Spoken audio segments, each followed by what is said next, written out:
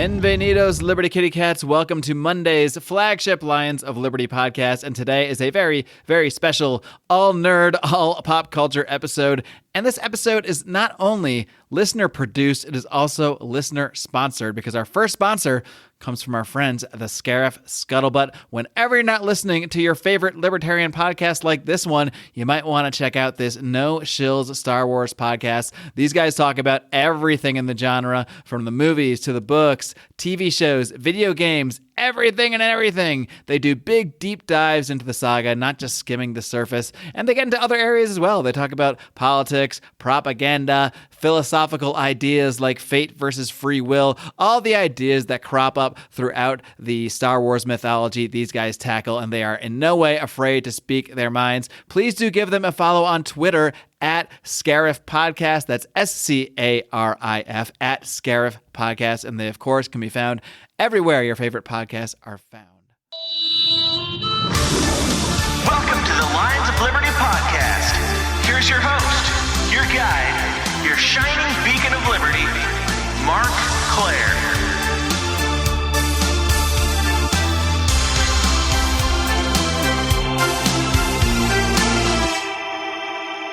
All right, kitty cats, welcome. And it is time for this month's Nittany Level Special, where one of our $50 per month patrons gets to choose a topic for today's show, essentially gets to be the producer for the day. And with me now is this month's Nittany Level producer, Michael Wharton. Michael, are you ready to roar? As always. Excellent, my friend, excellent. And before we get into your choice this month for us to look at, you actually chose a movie for us to review, which is exciting because I've been waiting for someone to choose a movie for us to review for a while now. We'll get into that in a minute, but first I want to learn a little bit about yourself. How did you get into libertarianism, libertarian ideas, and how did you find the greatest libertarian variety show on earth here, Lions of Liberty? All right, so it really starts from my childhood. I was the bullied kid. I was the one that, just kind of always felt weak and lonely all the time. And so, one of the things I always promised myself in the future was that I never wanted to see anyone like that, have to go through that in the future. So it was kind of a slow progression. Like I had heard about Ron Paul in 2008 when I was a teenager. And then 2011, 2012, I started getting really into his ideals, but I was still a Romney kid at the time. 2012, I enlisted in the Air Force. And then I started actually reading the material and stuff during 2014, 2015. In 2015, I met up with Austin Peterson and joined his campaign. Mm-hmm. And then ever since then, I've been a very passionate freedom ninja. Awesome. And I've worked with a lot of libertarians. And how'd you stumble upon Lions of Liberty? Oh gosh, had to have been, I think it was like during the first time you guys did the Liberty draft, and like I had heard you cross over. Oh, wow. That was maybe 3 or 4 years ago. I think it was 2016. I think it was something on. I think you did like a crossover with Jason Stapleton or Tom Wood, something like that. That sounds about right. But a long time ago. Those guys are always trying to glom off our fame and that sort of thing. So, We let him get in the mix once in a while. Let's go and talk about your selection for today. Like I said, you had a movie that you wanted us to review, so why don't you I'll let you tee it up. Why did you make the selection? You can also talk about your interest in the genre, and I'll let you tee it up however you want. You're the producer. All right. So first and foremost, I'm a casual anime fan. I only like about 4 or 5 shows and a few of the movies, but undoubtedly my favorite film of the genre and one of my favorite films of all time, definitely top 10, is the 1988 anime classic Akira. With that movie, it is one of the most influential, not only of its genre, but probably in all of movie history. As since the 32 years it's come out, it has influenced some of the biggest films of all time, some of the most popular shows, and many of its attributes still are lingering in today's Hollywood and across the whole world. Shows like Stranger Things and movies like The Matrix, Looper, Chronicle, all those are like directly inspired by Akira. And then there's a bunch of other shows and movies that had like somewhat inspiration from it. Many of its iconic scenes, including the most infamous, which is the bike slide, is actually directly parodied at least a dozen times in popular culture. And one of the probably the biggest thing to come from it is this is where we get in anime the infamous rivals screaming each other's names at the top of their lungs. So, which I think is a requirement for every anime film or cartoon or what have you. Yes, for sure. Why did you specifically choose this for this Libertarian podcast? I don't want you to spoil anything because we're going to go through the whole movie in just a few minutes here. Oh, for sure. But maybe just give a little teaser of some of the reasons that you're seeing some sort of libertarian themes through this movie too. So, if anyone is not familiar with the film, although it is, it starts off in 1988, same year it came out. Actually, the date listed is the day it came out in theaters in Japan. And in the beginning, Tokyo is destroyed. And then, so it picks up 31 years later in Neo Spoiler alert, Tokyo. but that's just the first 10 seconds. So that literally is the very beginning of the movie, yes. So before you even introduce any characters. So it's set in 2019, the far off future. Right. But in this far off future, like it is almost exactly what we're going through in the past year or so, especially this year in 2020. Like we have dealt with a lot of calamities and disasters and stuff, and here you have this dystopian cyberpunk future where you see this gleaming metropolis in Neo Tokyo, but at the same time you have these absolutely terrible government schools, you have gang warfare, you have a crackdown by a militarized police force, you have corrupt government all around. There's so many themes at play here that even if not directly libertarian, they are something that libertarians can appreciate. Like this is one of the, if not the most accurate prediction of the future of any film. Yeah, it's one of those movies where if you watch it in 1988, it probably would seem very sort of futuristic and dystopian. But watching it today, literally just after the year it was supposed to have taken place, and seeing the parallels is really frightening, actually. Without putting aside the supernatural elements, just the element of the police state, the state of affairs in Tokyo, the protest, the checkpoints that they're talking about is very similar to like the curfews and the lockdowns that have been going on in American cities, and then. What you really see is all these libertarian themes sort of being spliced in. Now, in some way, everything can have a libertarian theme because us libertarians can find the themes in everything. But this one, I think, the subjects are pretty overt, and the stuff for us to dissect, it's very juicy. So we're going to get into this thing in just a minute here. So hopefully you can tune in here. We are going to be streaming this live in the Pride. Of course, people that are in the Pride in Patreon will be knowing that because they will be in the Facebook group able to see this live stream. So just another reason to join the Lions of Liberty Pride. You can get access to the live streams that we do through the secret Pride Facebook group for as little as $2 a month. It's hardly anything, just a little chump change. Or you can give us as much as $50, $100, $250 a month. $50 a month, though, gets you to be in the seat that Michael's in right today, producing one of these episodes. So, Michael, thank you so much for setting this up for us, for contributing, for all your support over the years, and we hope you enjoy it. So, I hope you're going to kick back and then review this thing with us, or watch us review it anyway. Oh, of course, for sure. One more thing to add on to that. This is the film that predicted the 2020 Tokyo Olympics in 1988, 25 years before it was decided there. And because of the way the movie ends, it's more than likely those games get postponed as well. Yeah, without spoilers, I think it's safe to say the Olympics will not be taking place in the world of Akira either. Michael, thanks so much. Again, thanks for teeing up this topic. I really appreciate the support, man. We'll talk to you soon. Oh, for sure. Thank you. I just have to start and say I love how magnificently 80s the opening scene and music of Akira is. It brought me back to a long lost time. Happy place, JB? Yeah. There's something about the 80s. I hated the 80s for a long time in the 90s. And I think probably a lot of the aughts, but then all of a sudden it had like a mental renaissance for me where I started to appreciate all things 80s to like the nth degree, and I don't really know where it came from. Maybe it's just age. I wish I had been older in the 80s, though. It seems like some of the older people would have a whole lot of fun.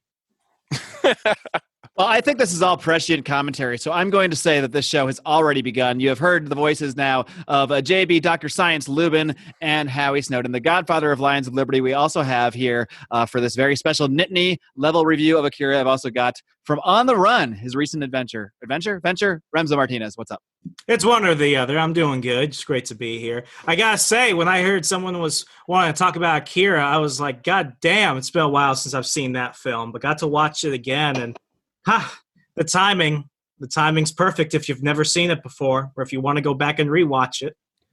This is almost the same conversation as the pre-show chat in which we talked about the Watchmen show and how the timing on that now, watching that now is mind-blowing. I haven't seen it yet, so I don't want to be spoiled too much on it, but I'm looking forward to it. And yeah, a lot of stuff like this. I find a lot of movies from like the 80s and things like that now, I look at them and I'm like, whoa, this is kind of what's happening. I mean, Has They Live ever been more relevant of a movie? I just watched that this weekend for the first time. It's so good.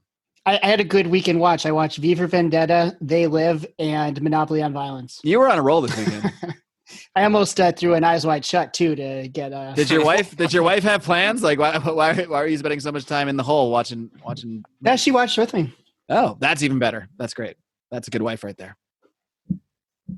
Yeah, I just got through Escape from New York for the first time. I've always seen Escape from L.A., which I thought was okay, but Escape from New York is, one, not only better, but two, probably has a lot more parallels with what's going on right now. I also finished Black Summer on Netflix. It's a spinoff of Z Nation, and right now I'm on season 2 of Z Nation on Netflix as well. So it's really funny. Like you watch the first episode of Z Nation. This isn't a spoiler, but as they're recapping what's happening, it's like a massive virus has gone around. We think it's from overseas. There are riots in the street. We can't find the president. You need to go ahead and fend for yourself. This is This is like a apocalypse extinction level event. And I'm just like, is this Fox?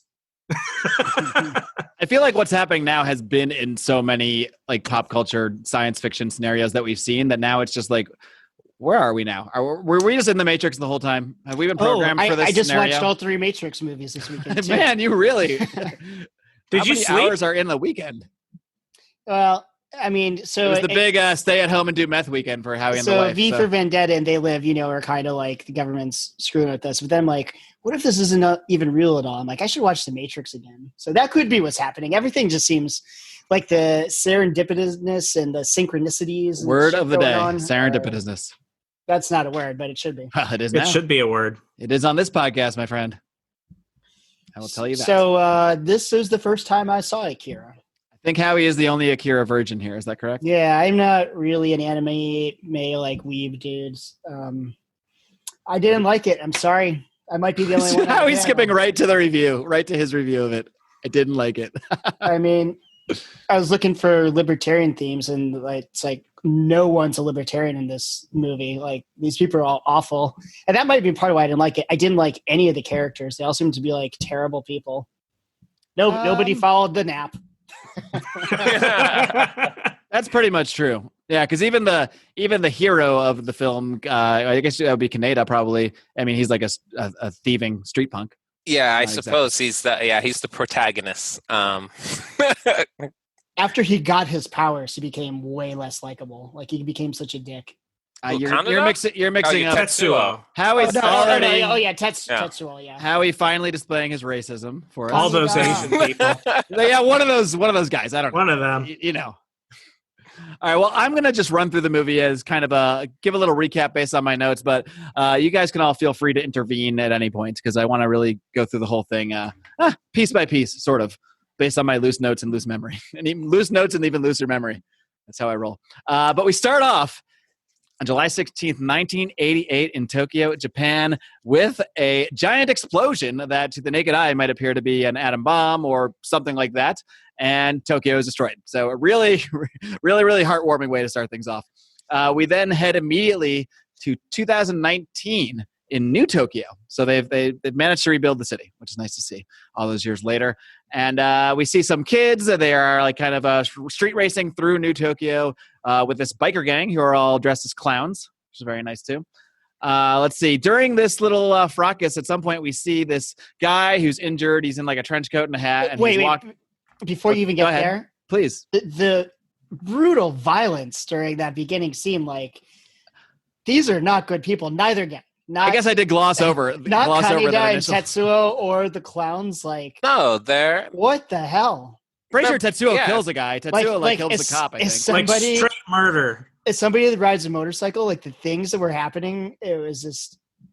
That's horrific. why you don't like this because it's given a bad name to motorcyclers. Yeah, but the movie isn't under any pretense trying to make you think that Tetsuo and Kaneda are good people. I don't think that's like the point. They don't try to make you think that they are. They just show you that these are these people and this is what's going on right now. I only mentioned because I didn't like anyone in the movie. So anyone, even not even the little kids with the powers. Even the little blue girl. I didn't like them. Actually, the only one that was kind of okay was Akira, who I guess like. Well, we never really got to know him. Yeah, we'll yeah, that's why I guess. Akira might be a dick too. We have no idea. Seemed nice. I mean, nice enough, there's probably a lot of people with some hard feelings towards him. But. Get him on a motorcycle and see how he reacts to things. With all that power and on a motorcycle. I mean, come on. Bashing faces. I mean, it's just I kind of like that about the film because it's more show don't tell. I feel like with a lot of post-apocalyptic fiction these days, there's so much set on world building and establishing the context for things that they drown in detail, and they just really forget that this is all stories should be character driven. So what do we know? Big bomb goes off. Things haven't been the same. This is the society you have. People are dicks. That's all I needed. I don't need to know what the war was about. I don't need to know how it was fought, why they bombed it. I just need to know things aren't good. We're moving on. Yeah, I kind of took it as there was all this destruction, and then now look how much society sucks. Like, this is what we have. People just killing each other in the streets over like stealing bikes and street races, and it's perfectly normal. People hardly even blink an eye at it because at the same time there's riots and all this civil unrest too. It's just a shitty fucking society now. But the telling part, like, I don't know if this is common for all anime or not. I understand that it was dubbed in English, the version I watched, but the dialogue was just dumb. Like it was. Well, you're going to get that with it's no better. There was nothing to it. It's no worse than Star Wars dialogue. Come on, Harrison. I mean, Star Wars dialogue is like really written for like second graders. A movie like this is not really about the dialogue. I guess let me ask you this question. How many of you watched it dubbed? I've only seen it dubbed versus in the original Japanese. I feel like 20 years ago I saw it in the original Japanese with the original subtitles. Japanese, how is that even going to help? Because you have subtitles. Because you'll read it instead of listening to their voices. I think it makes a difference a lot of cases, particularly in media like this, to get the emotion of the Japanese actor, but just still understand what they're saying with text. Because I rewatched about a quarter of it dubbed, and I'm like, this doesn't feel right, and I moved to the sub, and I was immediately like back into it like I was younger. Maybe it's my bias because that's how I was first introduced to it, so it felt more comfortable. But this is a huge controversy, and anyone who is into anime knows exactly what I'm talking about.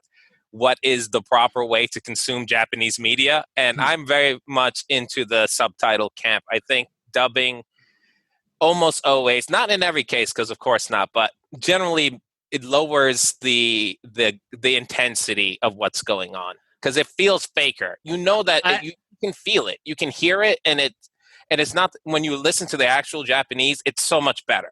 I'm the same way when it comes to consuming any media of a foreign language. I would rather hear it in the language I don't understand and have to read the subtitles than to ever see it dubbed anything, even if it means I have to read the whole movie, because it's just there's so much of a film, and like the portrayal of the characters comes from not just the words, but like the way they're saying something and the truth in the character, and that gets lost in an overdub almost always. And I'm going to make a comparison to watching Japanese wrestling. Even in an animated thing, animated, absolutely, even animated for sure. Like I think the evidence is in the fact of how much you hated the dialogue and the characters. Okay, I guess. Hey, I didn't know the right way to watch it. Somebody should have told me.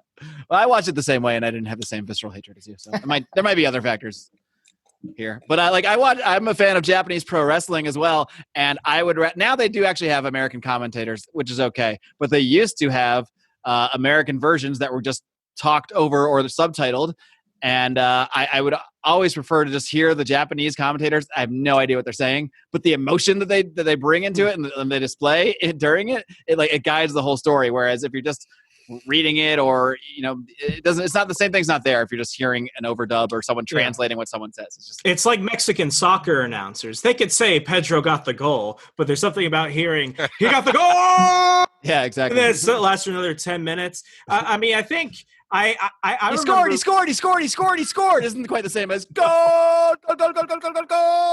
2 hours later. Yeah, I think we're out of time.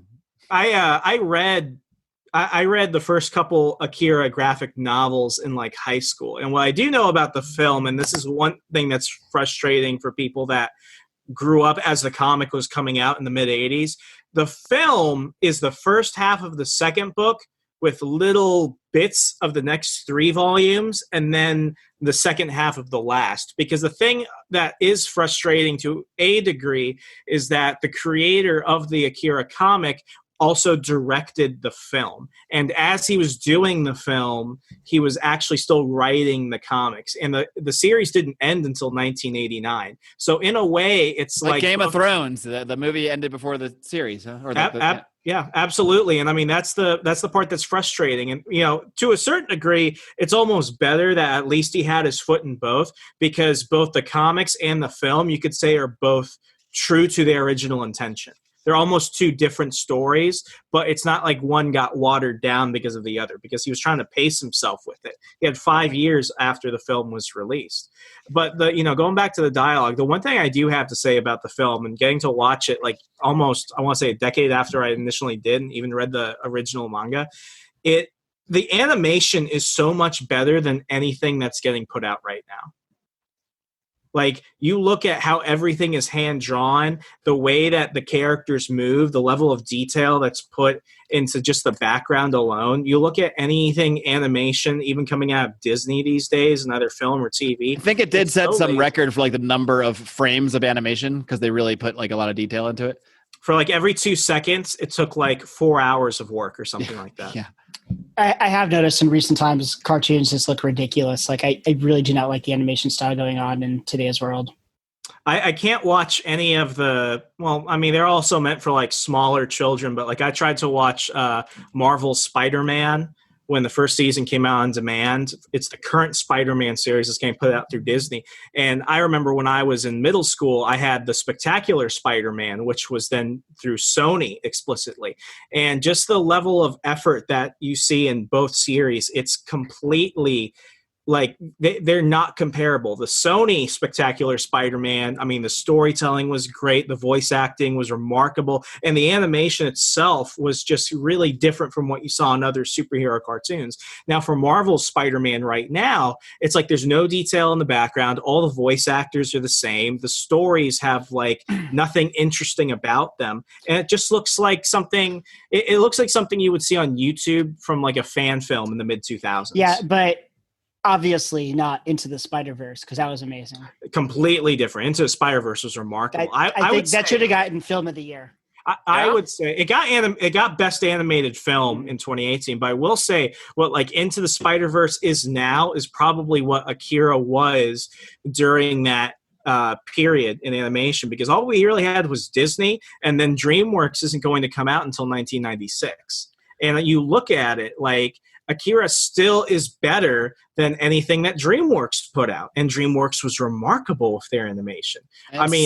Similar to the Spider-Verse, like the style of animation there was kind of meant to give you the feel of reading a comic book only in a movie, and I think that the style of Akira is sort of meant to reflect the style you're going to see in the comic book. So I think that's kind of a similarity there as well. Absolutely. I mean, I think it was Ridley Scott when he did Blade Runner. He was remarkably influenced by Akira, and I went back and watched the new Blade Runner 2029 or whatever, and I watched that and then Akira a few days apart, and I mean, there's just I think animation gets really less credit than it deserves, because it's seen as a medium for traditionally the stereotype is it's a medium for like kids and stuff like that.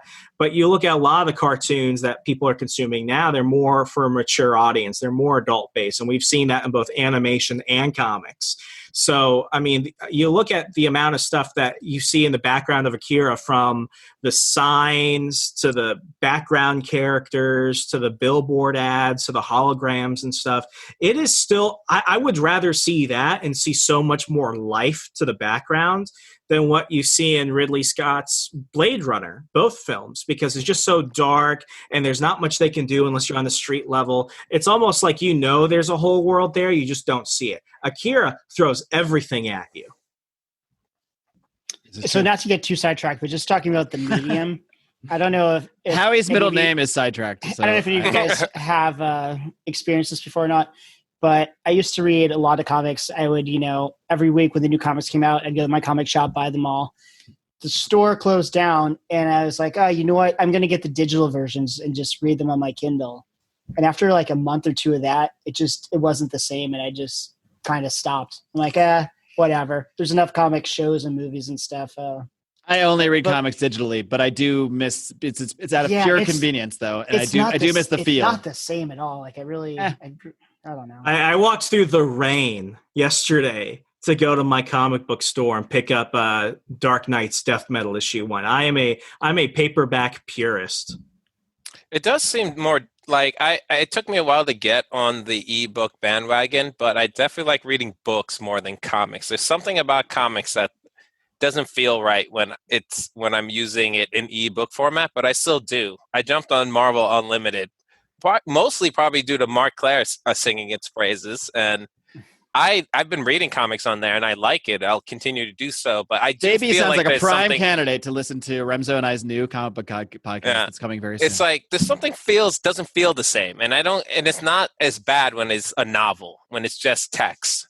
Yeah, so I guess I can sympathize with that. Something I can tell you from having seen the numbers for both of my books, I sell more digital copies of both my books than I do physical. But the one thing I've heard time and time again is that people are less likely to finish the ebook version, whereas if they have the print copy of it, they're more likely to finish the print copy.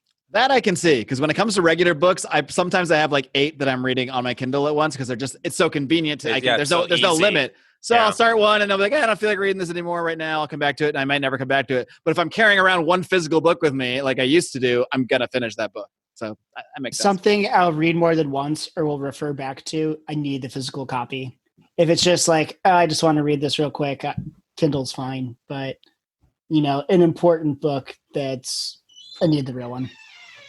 All right. Well, we can talk about our reading habits all day long. Back to Akira. But we're here talking about a movie, so I'm gonna try to kind of pick up my recap a little bit, just for people. I think we've only made it about 10 minutes into the movie so far. I'm gonna blaze through. People are killing each other. I mean, I think it's we've set the tone, because that is what's happening. There's people killing each other in the street. There's chaos. There is madness. There are news reports about protests, and there is just New Tokyo is just a shitty place. These kids are. I mean, I think Tetsuo actually kills a cop at some point who's just chasing the kid who stole a bike. So, like how he pointed out, these are like really bad people from the beginning. I guess it's just a matter of degree and what they go through throughout the film. But during this whole melee, we also see this guy who's injured, and he's wearing like a trench coat and a hat, and he's walking around with this little old, I call him chubby, what do I call him? Chubby blue old kid, something like that. Yeah. Little old kid is what I call him. Because he's like a kid, but he's old. Yeah. So, and he's blue. And this creature seems to have some sort of psychic powers. That seems pretty obvious to us. And at some point, Tetsuo runs into, this is after the whole melee and everything, Tetsuo actually runs into this little blue kid, or like with his bike, and there's this huge explosion. And Tetsuo's all messed up. And then these government guys show up, and there's this guy who he later is just referred to as the Colonel. He might have a real name, I have no idea. I found it really hard, other than Kaneda and Tetsuo, because they were referred to so many times during this. I found a real hard time keeping track of anybody else's name in the whole film. I don't know about you guys, but basically we figure out this little blue psychic kid was a project of the government of some kind. They collect him back. There's this other chubby psychic kid in a little chair that comes to talk him back. So he seems to be part of the whole thing too. And then they also collect Tetsuo because he seems to have been affected by running into the other chubby little blue kid. So they take him back, and that's what happens there. Meanwhile, all the biker kids... Did they ever mention, like, why was the one kid in the chair and why was the girl in, like, the thing? Like, what's wrong with them? Is it they're just not supposed to be here? Well, they're all just projects of this... Well, we'll get to what they are, I guess. I can say that one thing, why one hangs out in her bed too much and why one's in like the floating Professor X chair, because them, they've got some degenerative, something going on. Like because of they're so overwhelmed by their powers, they've lost basic skills, like being able to walk around without being like narcoleptic, or at least being able to move like the small little Professor X kid who can't walk, obviously. So the government didn't do it to them? I'm pretty sure the government did that and then said they were saving them by making them more powerful. And then it's like, well, you can blow people's minds up, but you can't walk. It's a trade-off. Exactly. Yeah, I think everything. The government eventually did everything to them, right? Because they're all the products of this experimentation. Isn't that right? Yeah. Yeah. So, anyway, blah blah blah. The kids all get arrested and go to the police station, and they tell the cops they were just like out visiting grandma or something. And there's a guy in this police station, by the way. I love this scene. The police brutality that goes on in New Tokyo is just unbelievable. It makes what's going on today look very tame. There's just people in different. They don't even take them into a room to beat the shit out of people here. They have them in the little cubicles and they're just just in multiple cubicles at once. These cops are just beating the shit out of people. This one guy shows up with a grenade, who's I guess there's some kind of resistance movement of some sorts, which is related to all the riots, the student protests, and they beat the shit out of that guy. There's just police brutality galore in this place. I gotta say, the one scene right before the grenade goes off that I love is when they call the one cop old man, and he's like, "Old man, I'm only 25," and it's like, oh my gosh. I know it's a cartoon, but he seemed older than me. That's what makes it so funny. It's like there's this meme that goes around like some army Facebook pages and stuff where it's like, I'm only getting out in 4 years, and it shows like this older black man who's like a E4, a specialist, and it's like Specialist Colburn, age 23, and I'm like, oh my gosh. Dude, I was a specialist when I was 24. Yeah, but did you look like a 24-year-old or did you look older? I don't know. I met this dude. That's a long time ago, man. Okay, I met an E4. Anyway, pull up some old pictures. I met an E4 one time, I think like 3 years ago, who looks like he was in his 30s. He had some like spotted gray. No, I didn't look like that. No. And he had like bags under his eyes. He had 3 kids, been to Iraq 3 times. And I'm like, how old are you? He pulls out a cigarette. I'm 24. And I'm like, I joined right after college, and since I had a degree, I came in as a specialist. So gotcha. Yeah, but no, I think that scene when he's like, I'm only 27. That was funny. That was funny. So the job ages you. At the beginning of the movie, I thought it was really boring, but it definitely picked up near the end. I started to get interested, and it got better. How much murder has to happen for you? Boring. The first 10 minutes is all the bike races with killer children clowns. Kill people. So children killing clowns. I mean, for me, if I don't care about the people, it's like, whatever. Like, it all comes back to how he hated the characters because he can't. He doesn't like the dubbing. Wanted them like they need to emotionally invest me in the people getting killed, or I don't give a shit. Well, to me, it's just like, some apocalyptic Japanese. Why do you give a shit about the people in Yemen being killed? Because you don't know anything about them, but you care about that. So why is it different in the movie? Howie has no way to answer that. I've trapped him. Yeah, you're right. If they're anything like the people in New Tokyo, maybe I'm not against this one. Damn it. I was trying to get Howie to respect the people of New Tokyo, but instead I just got him to stop caring about the tragedy in Yemen. So had the reverse effect. Oh, well, what are you going to do? During this whole thing, Kaneda helps this chick get out of the police station. And boy, he is putting the Mac on hard with this one. But she disappears behind a bus in classic, movie style. We also see Tetsuo back in the lab. Stop. All right, stop. And when she blows him off, he's like, "You bitch! What a bitch!" And I'm like, "Holy shit! This guy is such a jerk." See, this is why you're here, for the important details. I couldn't believe it, the way he hates Kaneda. Spoke about that woman. I mean, I could understand, trying to get with a hot girl, but then she should have been more grateful. She could have just said bye. So, this is before. This wasn't. That was my reaction that happened. But then later, when I found out she was playing him the whole time, and it was part of that movement or whatever. Like, whatever. She's a shady, two-faced versus. I don't know. All of them. I don't want anything to do with these people. But go ahead, continue. Yeah, I was confused about who everybody was at first. Like I thought that the person that chick was working with was like a cop. I thought they were like cops, but they're actually part of this resistance thing. I don't know. It's all very confusing when you haven't seen it in 20 years, and it's hard to kind of, they don't spell things out for you right away. You kind of have to learn things as you go. It could be the times today, but when they're the resistance, I just think probably a bunch of commies. You're probably right, actually.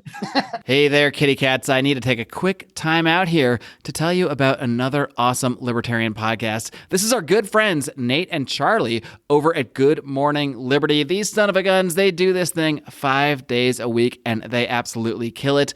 These guys are both musicians, and they both actually own a business working in the healthcare IT industry. So they've seen a lot of what goes on in a highly intervened in market like healthcare. So they have a lot of great insights, and they really do a bang up job talking about current events and really speaking to a lot of the news that's in the headlines and filtering it all through the ideas of liberty and kind of shutting down socialist solutions that come up. So you can find more by subscribing on all your favorite podcast app. Wherever you listen to this one, you can you can definitely find Good Morning Liberty, or you can check out their website, BernieLies.com. What a great name. Head over to BernieLies.com or search for Good Morning Liberty. You are not going to regret subscribing to this awesome show.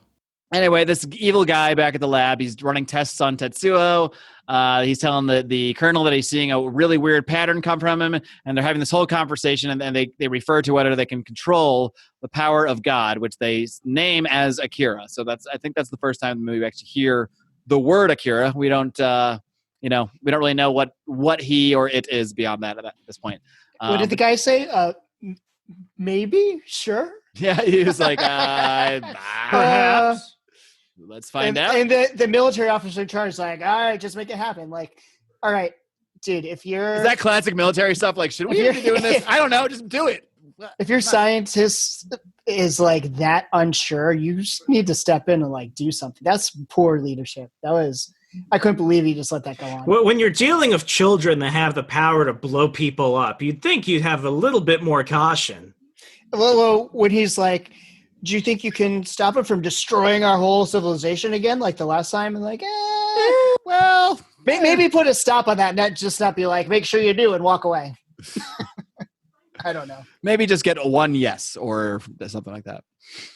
One definitive yes. We then go back and see the kids at school, and much like the police station, the schoolmaster is also abusive as fuck. These kids are getting the shit beat out of them at school. Like this. I wish more schools would beat their students. I really do. As a libertarian, I used to disagree with that, but I'm starting to think children aren't people. I don't know because I've never been there. Is Japan just like this? Do like the schoolmasters and the cops just beat the shit out of people? On a scale from like the teachers have no like control, it would be very Catholic nuns, it's somewhere in the middle. Yeah, I think definitely in the 80s they were more amenable to corporal punishment than we are definitely now in school. It's not even portrayed. Probably was in the Korea, 80s. It's not even portrayed as a bad thing here. Like it's not like, oh, look at the horror. It's just like, here's school. Well, it's like, if I knew these kids were part of a biker gang murdering clown people in the morning. Well, yeah. I'd probably beat them too. Yeah, is this all like? Did that was happen at like 2 a.m.? They murdered them at night. Yeah, but then they would go right to the police station and right to school. Man, what a day! It's all in rapid succession. Life sucks for these people. Getting beaten by your principal is the least of their worries. It's probably a nice reprieve, actually, from what's going on in life. Like, I could have been beaten by the cop instead. I'll just get beat by the teacher. I don't know. I'm probably a poor libertarian on this, but a little bit of corporal punishment's never really bothered me that much. No. That's your one deviation? I thought it was going to be asteroids.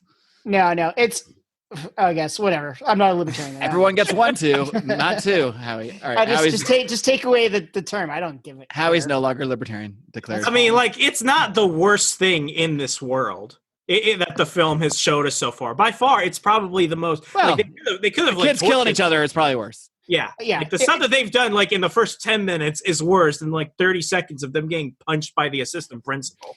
Yeah. To me, if you they saw a suicide bombing literally right before. Maybe this whole movie was to normalize police brutality and schoolmaster brutality in Japan by making the kids look like pieces of shit. Was Soros funding this? Where's the money behind Akira?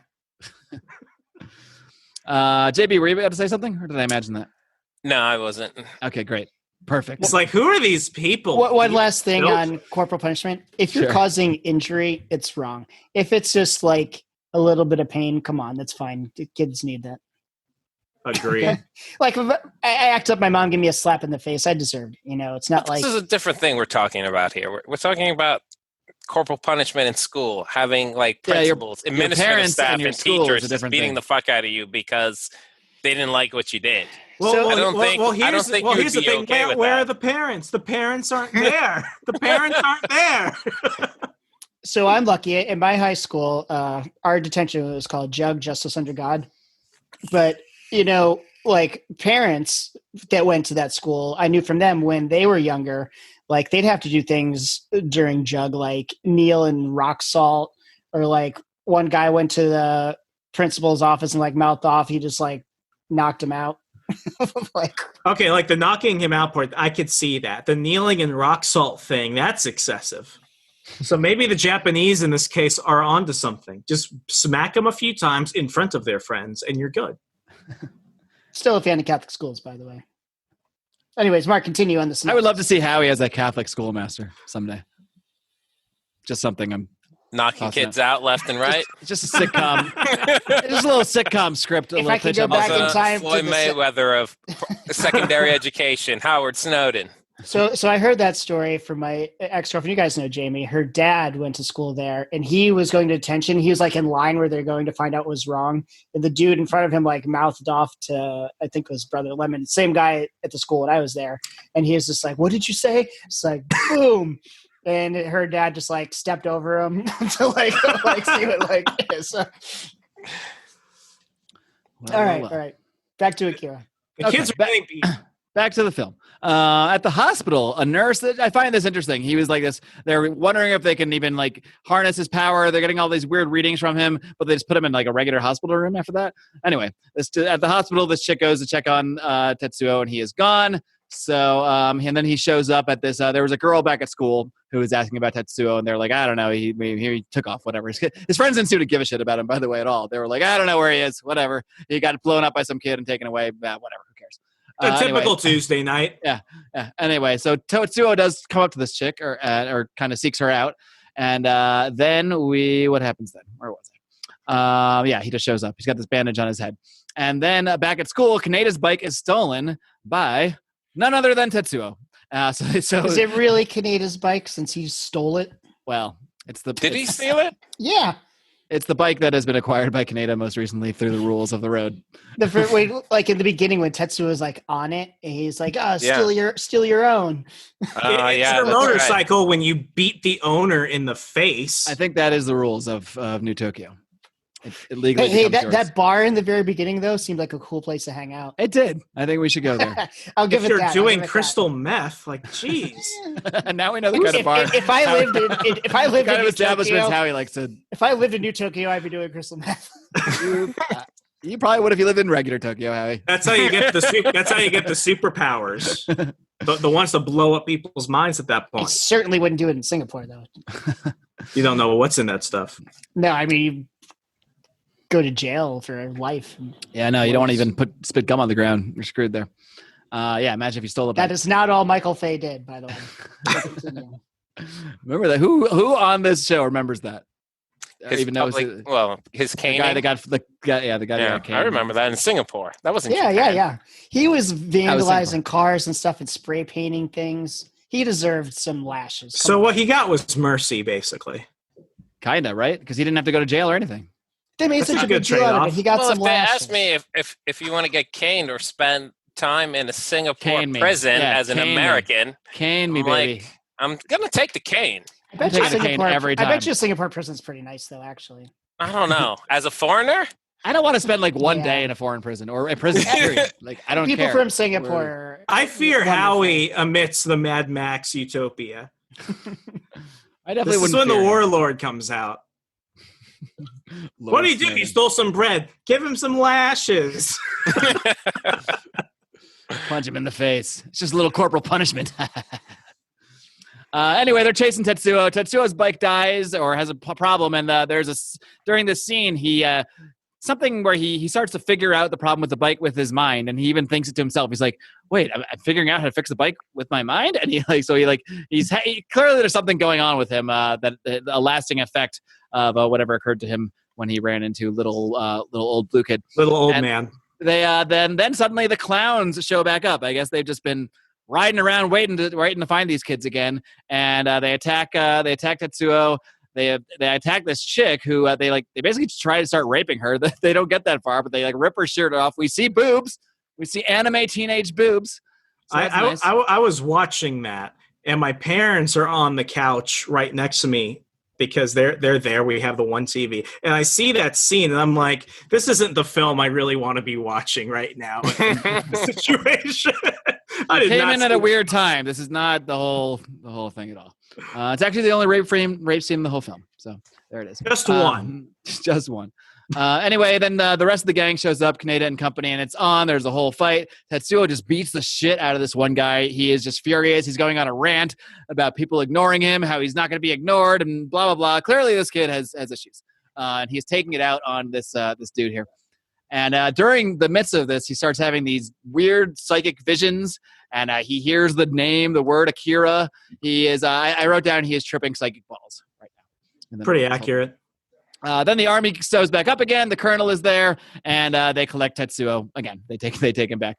Let's see. What happens next? All right, we're in the plaza. That's the next night now. And there's their army or the riot police are just shooting shit up. I mean, there's protesters, and if you think if the police brutality we've seen lately has been bad, I mean, there's just nothing compared to what's going on. They have no chill. No, they're just mowing people down. They have no fucks to give. These riot cops it's not clear what they are to me. The riot police, the army. Those were terrorists, Mark. They're terrorists. Yes, you gotta kill them. Kaneda is there, and he sees that chick, the same chick that disappeared behind the bus. She's running from the cops and shooting at them. So he's like, "Hey, this chick seems cool." She's shooting at cops, so I'm gonna chase after her. Let's see. Back to the evil colonel and the scientist. They are talking to the old blue psychic creepy baby girl now, who spends most of her day in children's bed. And it's like a glass coffin. Yeah, she's basically she's in this weird bubble. This is like some Psycho level stuff where Norman Bates has his mom in the chair and he keeps dressing her like, "Don't disturb mother." Except this one talks and it's a child. Yep. She has a prediction that the city will crumble and that we will get to see Akira again. So that's the first time we're making a connection necessarily that, Akira, whatever this power or person or what have you is something we've seen again. And I don't know if they've explicitly stated that was the bomb at this point, but I don't think there's any revelation. I think it just becomes more apparent throughout that energy, whatever that was, that exploded New Tokyo or Old Tokyo in 1988, that was in fact Akira. You'd think they'd be relieved though, because it doesn't look like their world is doing much better. It's almost like, that's not the worst thing. Well, how bad was it before? Oh, you mean if they just blew the whole thing up again and started from scratch? Yeah. Or every 30 years or so, we'll just call them this Akira power and just, They could be like me, just waiting for something more exciting to happen. Anyway, she also warns about letting Tetsuo go, and then she goes to bed, which I think is, again, where she spends most of her time. Kaneda, then he meets up with this chick and a guy I originally thought was a cop, but he's part of this resistance movement.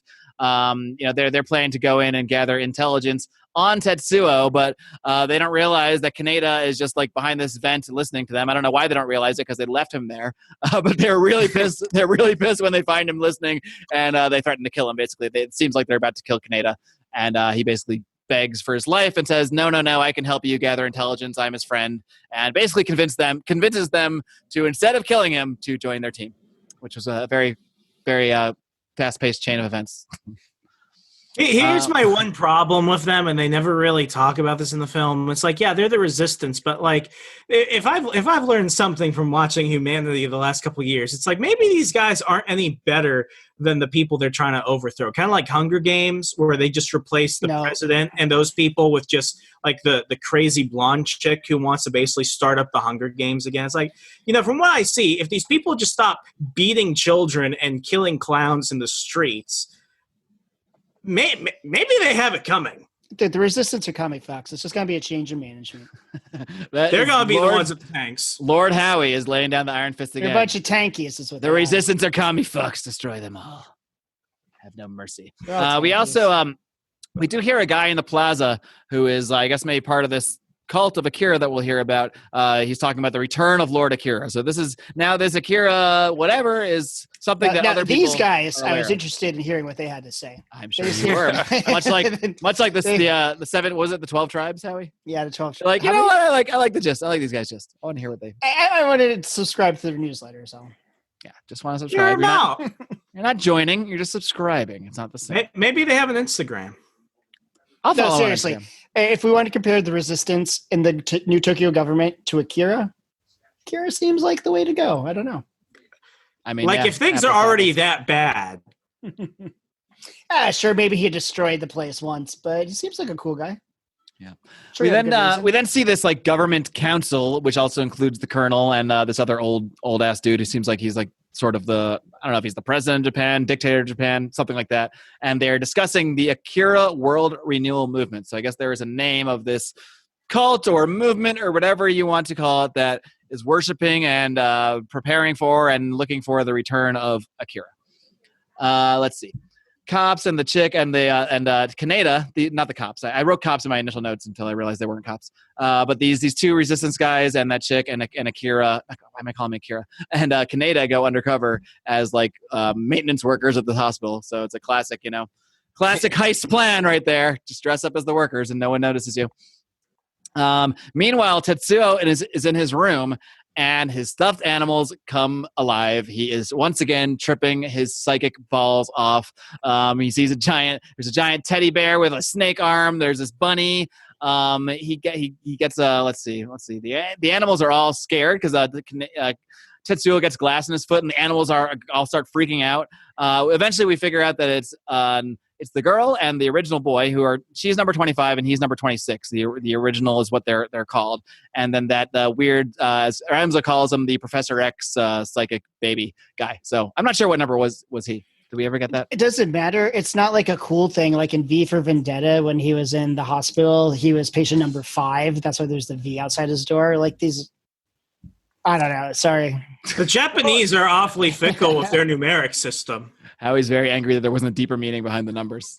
Well, why bring them up if they don't mean anything? It's like, why are you number 25? Tell me. Because I was between 24 and 26. It's just to show the progression of these, experiments. The experiments, yeah. Why are you yelling at me? Did it bother anyone else that Kanida's name is pretty much Canada? No, it didn't. It never bothered me, Howie. Do you know how stupid? Why would that bother me? Do you know how stupid I felt in 2007 when I found out that Flo Rida was just Florida? Yeah. How long did that take you?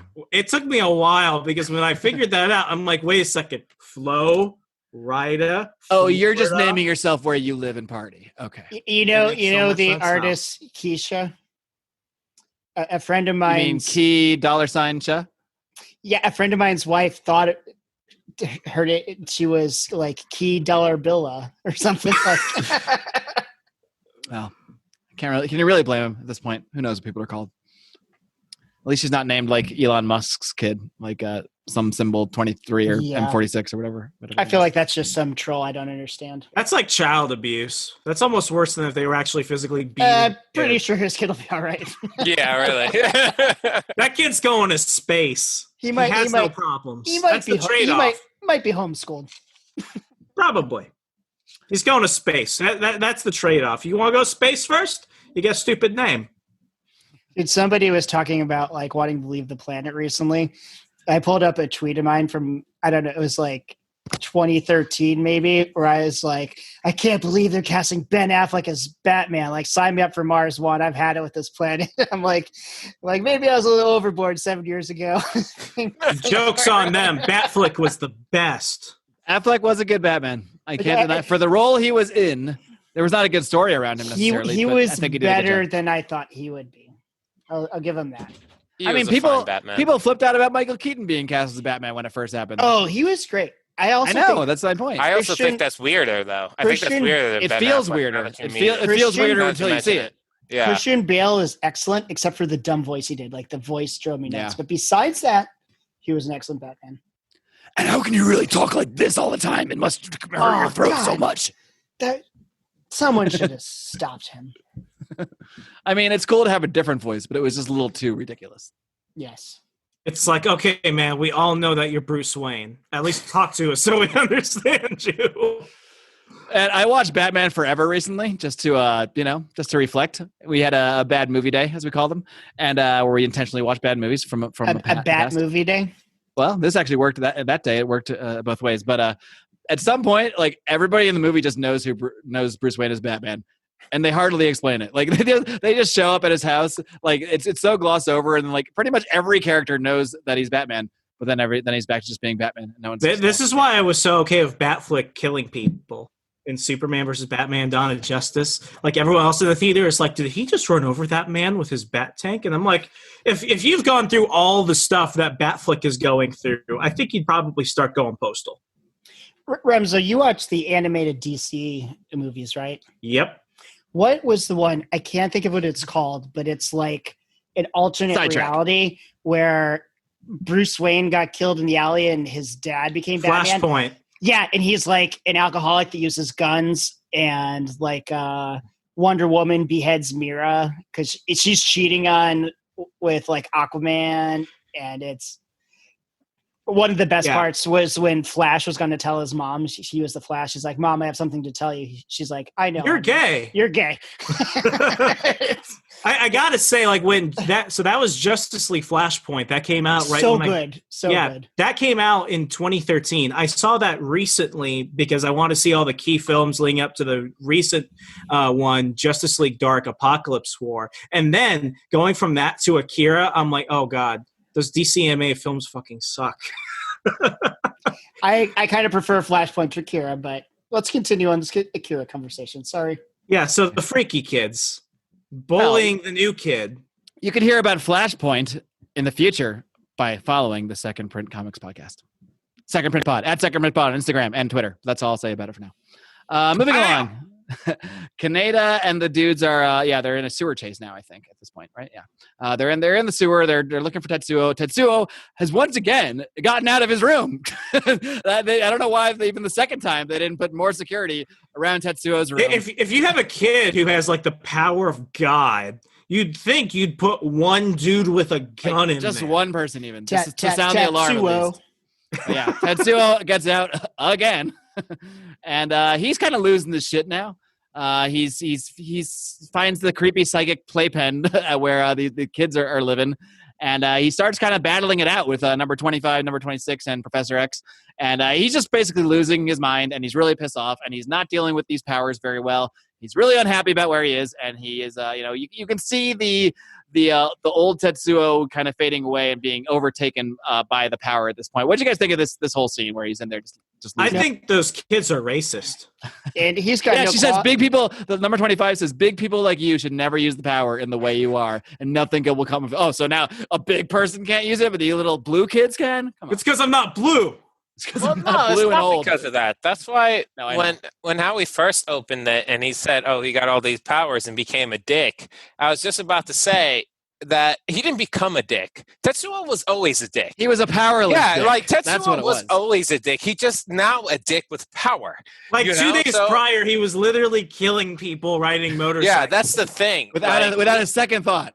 This is a guy who has a chip on his shoulder who dislikes pretty much his whole social circle, we find out. And all of a sudden, he has the power to do basically whatever he wants, and he's not going to act like a dick? Okay, let's address the 500-pound elephant. He was the dick among his group of dicks. So yeah, exactly. Why is his head so Jimmy Neutron-like? Well, it predates Jimmy Neutron. Why is Jimmy Neutron's head so Tetsuo-like? Oh wow, yeah. Boom. That kid had problems. During this exchange, Tetsuo asks, "Where's this Akira?" Because they just heard reference. So he's looking for Akira. He doesn't even know what Akira is or who Akira is, but he wants to know what's up with Akira because he knows it's somehow related to everything going on with his powers. And then at this point, the Kaneda and the other resistance guys catch up, and there's this whole. They're all just in there in the playpen now. And Tetsuo is just losing his shit. He is crazy powerful and completely losing his mind. He doesn't care that he hurts Kaneda, who's there he's trying to talk some reason into him, and he kind of lashed out against Kaneda. He busts out, and now he is flying over New Tokyo, just losing his shit. What do you guys think about? Oh about, well, about I mean, Canadian- about let's Tetsuo? not gloss over the fact that as Tetsuo is leaving the hallway after fighting the kids, he blows people up with his mind. Oh yeah, very very casually. Yeah, that's some Scanner Yeah, he Darkly does level kill shit. a whole bunch of people. And we can't forget about the confrontation on the roof between the colonel and the Japan Council, Yeah, whoever those but folks are. by all means, fill in my gaps. That 'cause was I didn't write actually everything down. kind of awesome. Because that happens like right when he escapes, right? Because that's when the colonel basically proceeds to do a military coup and take over. Yeah, You know? that was kind of coming awesome. next, That might yeah. have been when I started to like actually get excited about it. He was about to Like, start awesome. tossing people out of helicopters. At that They're point. like, oh, you're under arrest, Colonel. He's like, yeah, kill them. This is Oh, you were about to bring that up? He does have a good, sort of interesting. Maybe this is sort of a libertarian talking point in a way, but he tells all the soldiers. The colonel tells the soldiers because it's first there's all these soldiers and the big government guy or the head guy or whatever, and the colonel says he's going to strip, the colonel kills him and has his guys kill him, and then the other soldiers are just standing there like, what should we do? And the colonel just tells them, look, you're all puppets of corrupt politicians and capitalists, and he orders the arrest of all members of the executive council, and the soldiers basically just listen to him. They're like, yeah, he's right, we're all puppets of these assholes anyway, so whatever, we'll go along. they didn't realize that the Colonel was backed by the CIA and this was a color revolution. Let's just say that's not the case and try to weasel in some libertarianism here. When is that military coup ever good? Sure. Probably I mean, not. when the civilian government is truly fucking up, did he do the right thing by superseding the civilian government there? I mean, it's no worse than what the 'Cause clearly Jedi were they're about to fucking do up. in Star Wars. It's not like he was about to take control of the situation, though. I mean, he's not doing that much better he's been overseeing these Would a all these military projects and everything. coup be good in our But society? at least Maybe. from I don't Akira's know. perspective, No. I think they tried to frame it that way. If you go back to the meeting and his discussions with the scientists, he was trying to plead caution and maybe Almost we like he's should the not- good guy. Yeah, Although obviously they were it's all painting shades of him gray out in to this. be the good guy and the guy who was really in the right, and that the council is trying to push forward to just generate this other super weapon that they can now control in the case of Tetsuo. And the colonel's really, if you go between those two scenes, thinking that maybe this is not a good idea. We should probably pump the brakes on this a bit, make sure this doesn't blow up in our faces. Our little blue girl told us the city will burn. I think we should probably listen. So the movie builds up this, I guess, case for the colonel to be in the right when he takes over. When he generates a coup, that's a military coup. If you look in at every the body, sense of the word. if you look at the body count at this point, the children have by far murdered more people in cold blood than the colonel has. At least when he does it, That's true. He does it with some degree of reason. Like he thought this out, and he's okay with his actions. With the kids, it's like, give me your bike. Bam! The more we go into this, the more I'm starting to realize that maybe the teenage bikers are the bad guys in this, and the colonel is the hero. So what do you guys think? Was he in the right? See, I think there's all shades of bad. He in this. didn't seem very concerned with it when he was asking the scientist if he could keep things under control. He's like, whatever, just do it. I don't know. But that was I at the didn't very get it from him. beginning, and when it seemed to He had be to not change- the he had case, to he tried change- he tried to put a clamp on I his. think like, now all he right, realizes it's out of People control. are not blowing up yet. At this point, people yeah, are not as soon as blowing up. people yet. started blowing up, he's like, "All right, let's shut it down." But the council it. was like, "No, full steam ahead." All right. Admission. So as I was watching this movie, I was drinking more and more, and I don't really remember this part. And this is around when Howie blacks out. For those I drinking at finished home, you it. should be I- blacking out around now. I just don't remember the details much. All right. Well, if that's the case, yeah, sure. Let's get behind the colonel. At least he's not one of those commies. It's just a question I wanted to pose. I don't, I'm becoming more pro colonel the more we go into it because during the final scenes, which we'll get to at the end, he didn't seem as much of the bad guy as he kind of is portrayed in the beginning. He seems more of a part of the system. At this point, you have to choose. Do you prefer the fascist military coup, the communists, or the bikers? Or these fucking asshole biker kids. I think overall, One of which has the power of God. You know what I think? I think overall the colonel is not supposed to be the bad guy, quote unquote, but just a cog in the machine. A cog in the bad system. Yeah, in the bad system. He's not necessarily the bad guy, but through his actions and just negligence, just goes through the motions and perpetuates the bad things, but it's not really, he's not the one cackling in the chair, so to speak. He's just a part of the puzzle. And when he tries to break away from the puzzle, this is what happens. I think that's what his role is. That is the kind of hard-hitting scientific analysis that we bring you on here for, JB. Well done. Tetsuo then goes to the bar, the original bar, I think it was the same bar from the beginning that Howie wants to hang out at. Yeah, it is. And he orders some capsules. And by orders, I mean demands them from this guy. Wait, at the very beginning, when he first walked in the bar, was that one chick giving a dude a blowjob at the table? Probably. I don't remember the scene. But so. I don't remember, if, but if I know anime like I think I do. Yes. It's going on. One thing about anime is, so I haven't really watched much, but my But wife, I can tell you my 14 most horrific. No, but my anime wife scenes. was watching some anime. It was called like The Ancient Magus Bride or something. I half paid attention. It was really just playing World of Warcraft, but it seemed better than this. I don't know. Has anybody seen that or other anime? Like, how does this? I've seen more than I can remember. And is this like one of the best ones of what you can remember? Well, maybe I was going to probably save that for the end, trying to remember. all right, Because the all first time I saw this, I was like 13, and I haven't seen it like since that age. That's why I was kind of excited, because it's one of those movies you watch, you never really watch again. At least for me. I feel like I have a different take because my first viewing was at age 40. Yeah, Not many anime make me root for the military coup.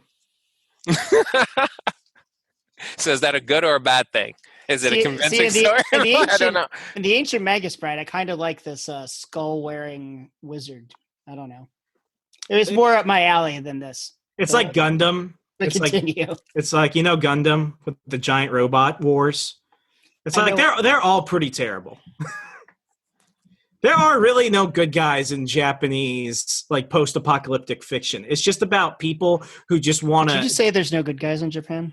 No, I said No, Not in fiction. Japan. Don't twist my words. Don't twist my words. Fiction. This is how Remso gets canceled. I tell you what though, when I was at Pearl Harbor on like the tour and stuff, and that shit. I don't like where this is going. I was so angry at Japan. What? Go on. Finish In the story. Hawaii at Pearl Harbor. So then we can fast forward to when I lived in Korea. The Koreans do not like the Japanese. No, the And- Koreans. No, of do course like not. Japanese. So you got along with them great. So I on that tried to one. I tried to fit in and be like, oh yeah, they bombed Pearl Harbor. You kidding me? I don't know. Whatever. Anyway, It's a classic Howie story. Well, The coup has happened. This is just for the pride, right? No, this is a fully public, fully bonus show. Oh, So okay, if there's never anything you want me to edit out, don't tell me because I'm not going to. No, never mind. I'm not going to bring up some Korean mafia stuff then. Oh, well, in that case, yes, it's just for the pride. Go on. Continue, Akira. Maybe we'll do a Korean mafia segment for the pride Akira. afterwards, if there's time. Howie Anyway. causes international controversies. All right, let's get through the rest of this movie, and then maybe we'll talk about the mafia in Korea No. and whatever I shady don't- shit Howie did for them. I don't think we will. Well, I think we will, because I think you'll have another drink, and we will. What is Um, happening?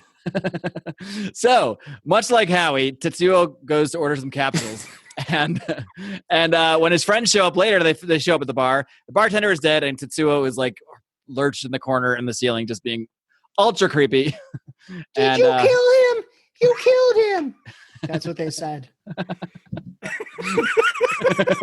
That's my cold open right there. Just Howie saying that. So yeah, the capsules seem to take whatever powers that Tetsuo had going on and just make him even more insane somehow. I guess. Roids. Back in jail, because now Kaneda has been, they've all been kidnapped or not kidnapped. I don't but think we taken can by the say that government. definitively. What? That That it gave him more capsules powers? did that. Well, then what was the point of the capsules? I thought they were like some type of medicine or sedative, because They're It like might- the four locos of the Akira world. It might have been That's worse. how I if took he- it. It might have been worse if he didn't take them. Maybe he would have just blown up the whole city right then if he didn't have a few. There's no capsules. way to know. There's no. Does way he to have know. the cape yet? No, we're gonna. Maybe we might get there depending on how many stories, depending on how many tangents Howie has. But back I'm in just jail, really excited about the cape scene. Go ahead. back in jail, where Kaneda and his lady friend, whose name I never wrote down, are in prison. Okay. Kay, thank you. She starts telling him about Akira. Refers to it as an ultimate energy.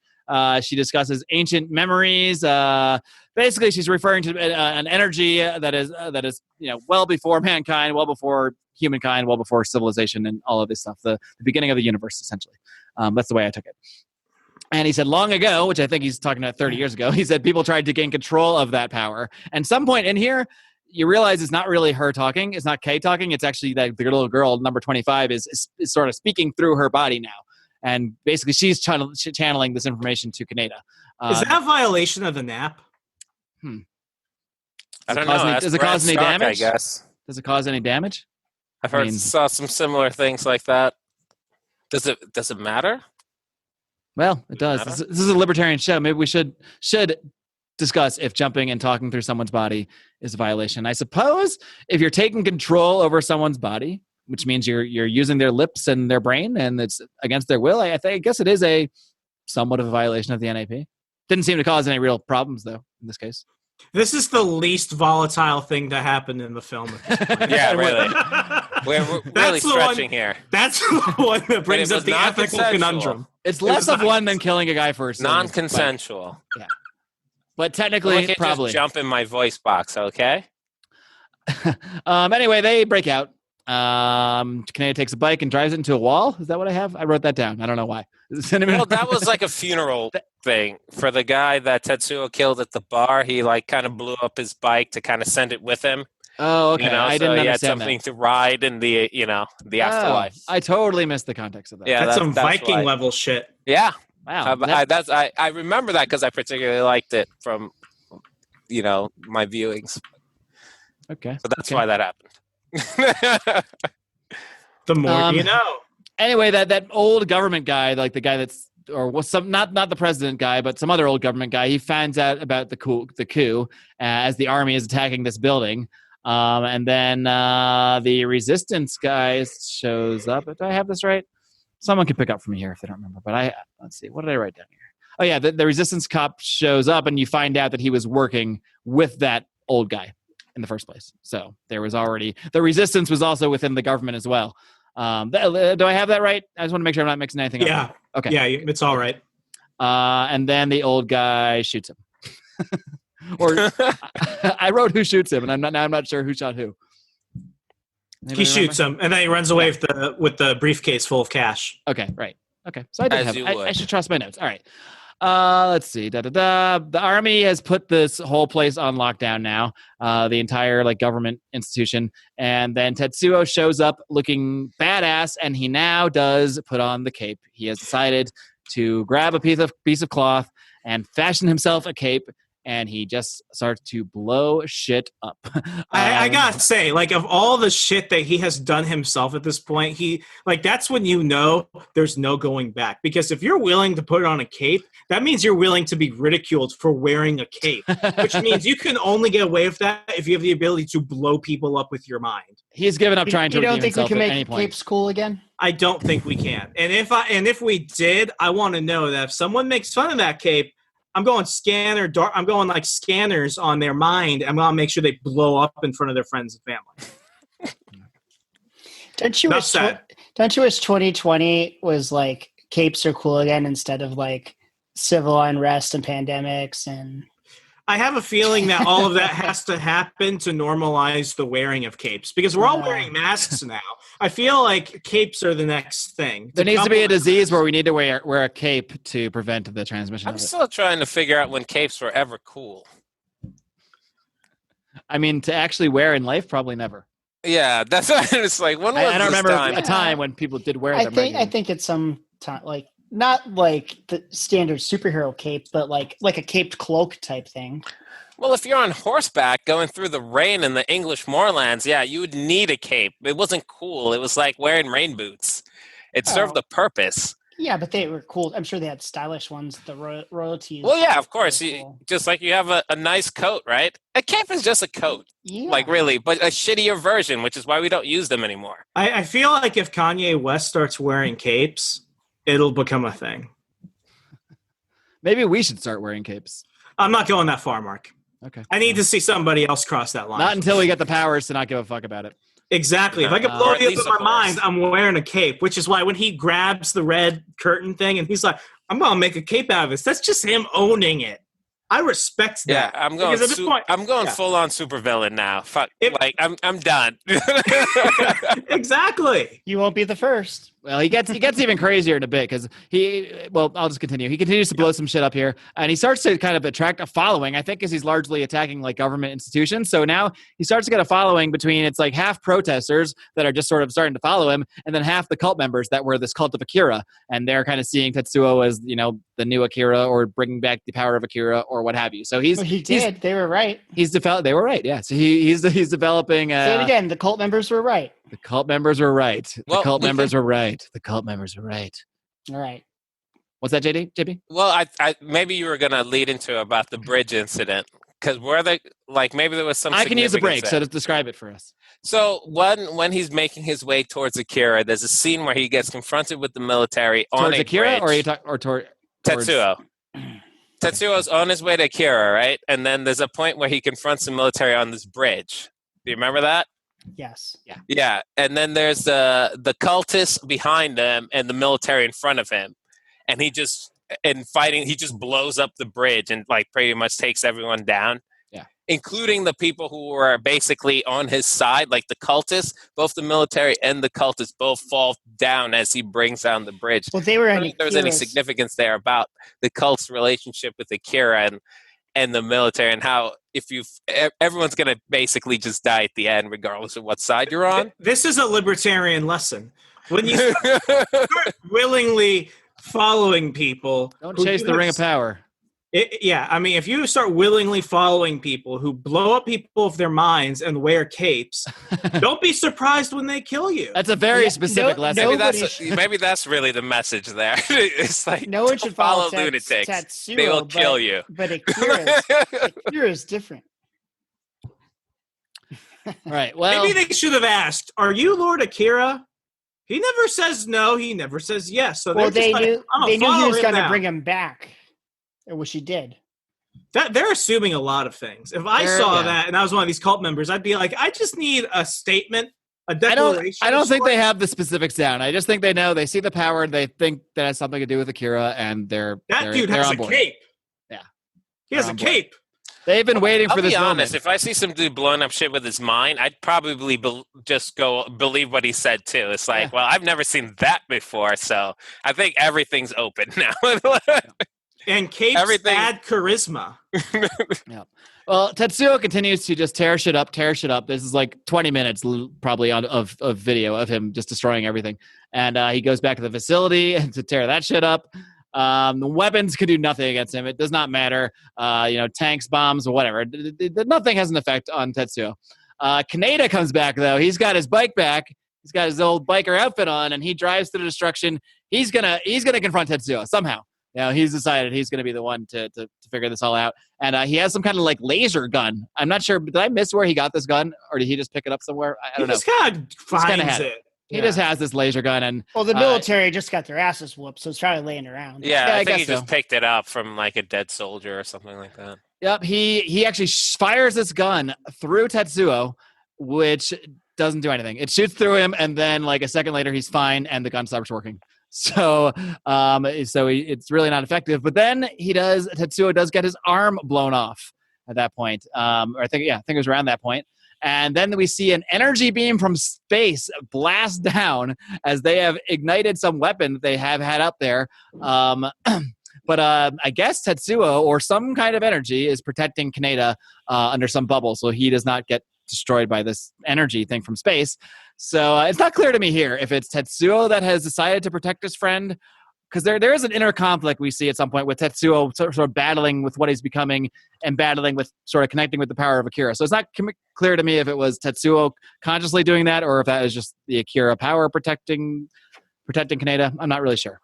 I think it could be it could be either. I really do think that part's kind of up for interpretation based off of what you have, what your opinion of the whole situation is. Yeah, because the way I see it, Tetsuo could kill Kaneda whenever he wanted. I think this is what they're setting up, considering how easily he dispatched everyone else.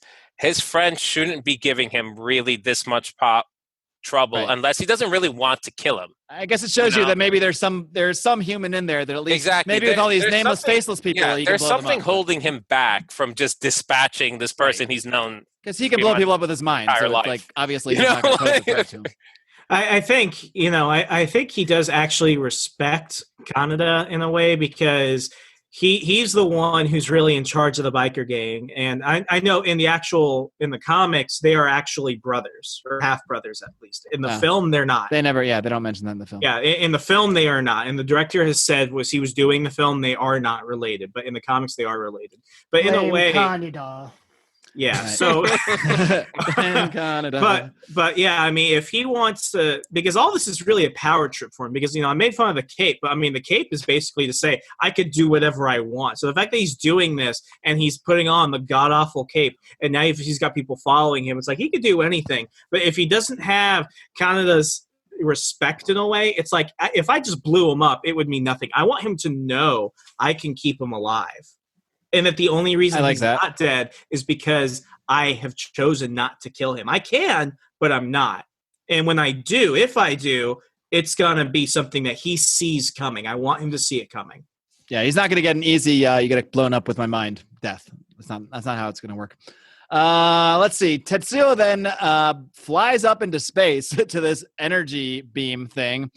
And it was a satellite, wasn't it? It was a satellite weapon. It was like Ronald Reagan's wet dream, essentially. Yeah. The Star Wars space satellite that shot this huge beam down. It's like the rail gun, the rod. Yeah, exactly. It was like this.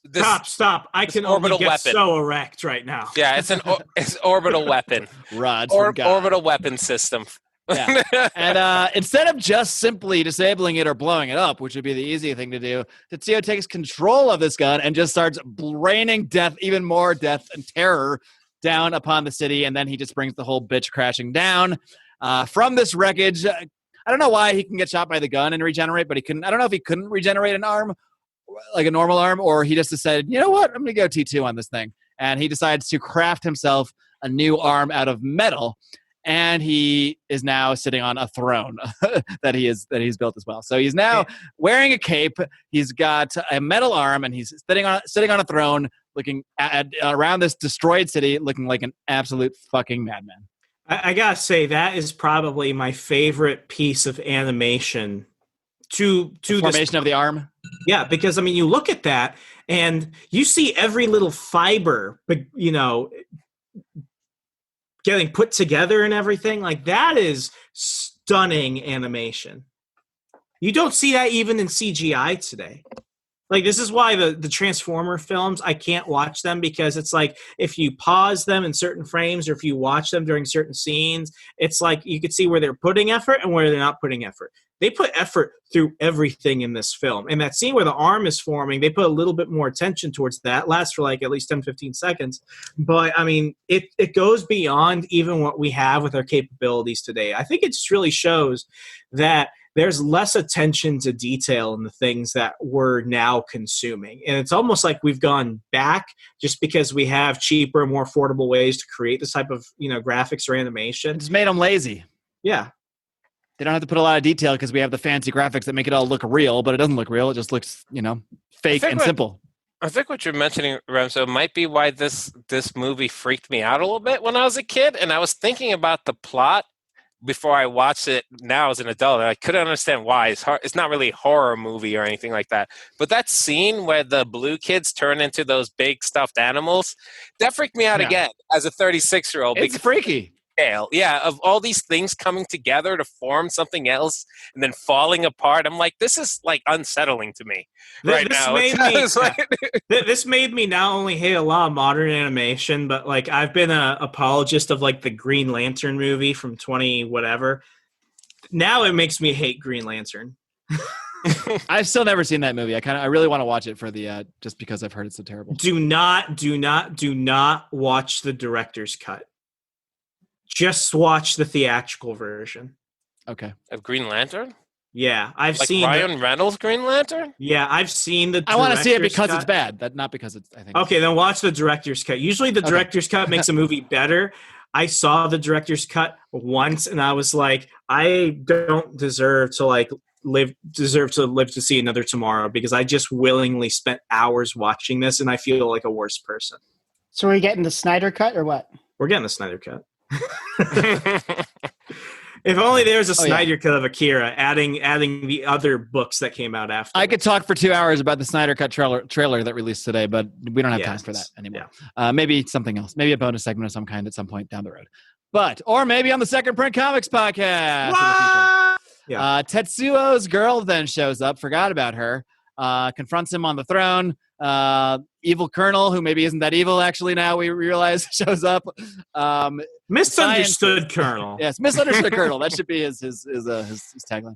The scientist is back somewhere communicating with them, saying that Tetsuo can't handle the power anymore because he's not taking the drugs. I guess, the drugs they were giving him to sort of suppress that power. So his physical body, his corporeal form, cannot handle it. So Colonel says, I'm going to end this shit right now, whatever. And Colonel shoots Tetsuo, and his arm turns into this crazy shit, is all I can describe it as.